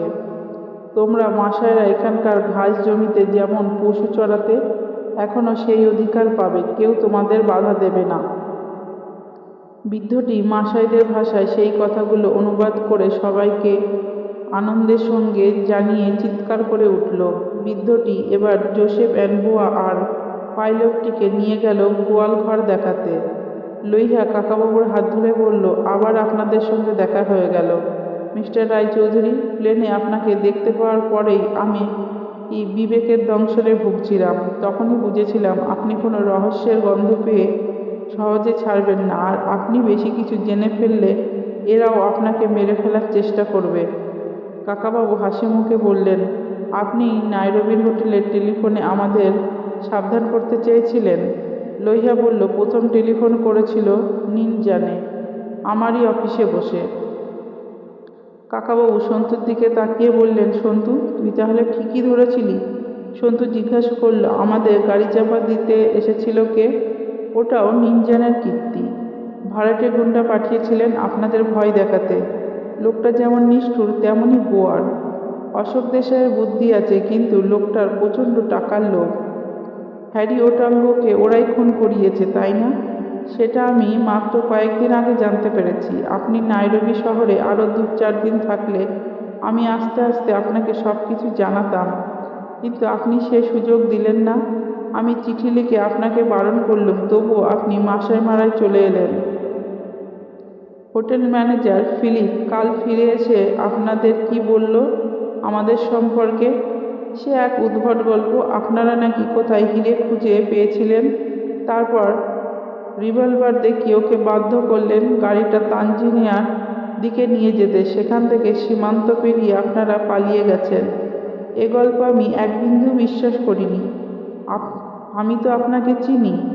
সে আপনাকে ভয় দেখাবার চেষ্টা করেনি। সে বলেছিল এই এলাকায় সে কাউকে পরোয়া করে না। সে আমাকে শাসিয়েছিল। সে তখনও জানত না আমি তার মালিকদের উকিল। আমি প্রথমে সে পরিচয় দিইনি, তারপরে যখন আমার আসল পরিচয় জানলো তখন চুপসে গেল। এদেশের লোক উকিলদের খুব ভয় পায়, কিন্তু দুঃখের বিষয় কি জানেন? ওই ফিলিপকে ধরা গেল না। আজ ভোরবেলা সে পালিয়েছে। সন্তু চমকে উঠে বললে, লোকটা পালিয়েছে? কি করে পালালো? ও তো এদিককার সব জায়গা চেনে। কোথায় লুকিয়ে বসে আছে কে জানে। আমরা হোটেলটা সিল করে দিয়েছি, আপাতত 1 মাস বন্ধ থাকবে। গার্ডদের বলে দেওয়া হয়েছে ফিলিপকে দেখলেই যেন বন্দি করে। গোয়ালঘর থেকে সবাই বেরিয়ে এসেছে বাইরে। জার্মান বন্দি 2জনকেও হাত বেঁধে নিয়ে আসা হচ্ছে। মাসাইরা রাজি হয়েছে জোসেফ এনবোয়ার হাতে ওদের তুলে দিতে। নাইরোবিতে ওদের বিচার হবে। সন্তু সেই বৃদ্ধের কাছে গিয়ে বলল, জানেন, ম্যানেজার ফিলিপ পালিয়ে গেছে, ওকে শাস্তি দেওয়া গেল না। বৃদ্ধ শান্তভাবে বললেন, শাস্তিও পাবেই। ও যদি মাসাই মারার যে কোনো জায়গায় লুকিয়ে থাকে, মাসাইরা ওকে ঠিক খুঁজে বার করবে। পালিয়েও বেশি দিন বাঁচতে পারবে না। ওকে খিদে শাস্তি দেবে, ওকে রোদ্দুর শাস্তি দেবে, বৃষ্টি শাস্তি দেবে, আকাশ শাস্তি দেবে। যে পশুদের ও মেরে মেরে শেষ করতে চেয়েছিল সেই পশুরাও ওকে শাস্তি দেবে। সন্তু বলল, আপনি আমাদের সঙ্গে শহরে চলুন না। হাসপাতালে চিকিৎসা করলে আপনি সেরে উঠবেন। বৃদ্ধ সন্তুর কাঁধে হাত রেখে হাসল। তারপর আস্তে আস্তে বলল, মাসাইরা জানে কখন তাদের মৃত্যু আসবে। মাসাইরা মৃত্যুকে ভয় পায় না। আমার বুকের মধ্যে যে গুলিটা ঢুকে বসে আছে সেটা আসলে সভ্যতার বিষ। আমি জানি আমি আর বাঁচব না। তোমরা যাও, তোমরা শান্তিতে থেকো। সন্তুর হঠাৎ কান্না পেয়ে গেল। কান্না লুকোবার জন্য সে মুখটা ফিরিয়ে নিল অন্যদিকে।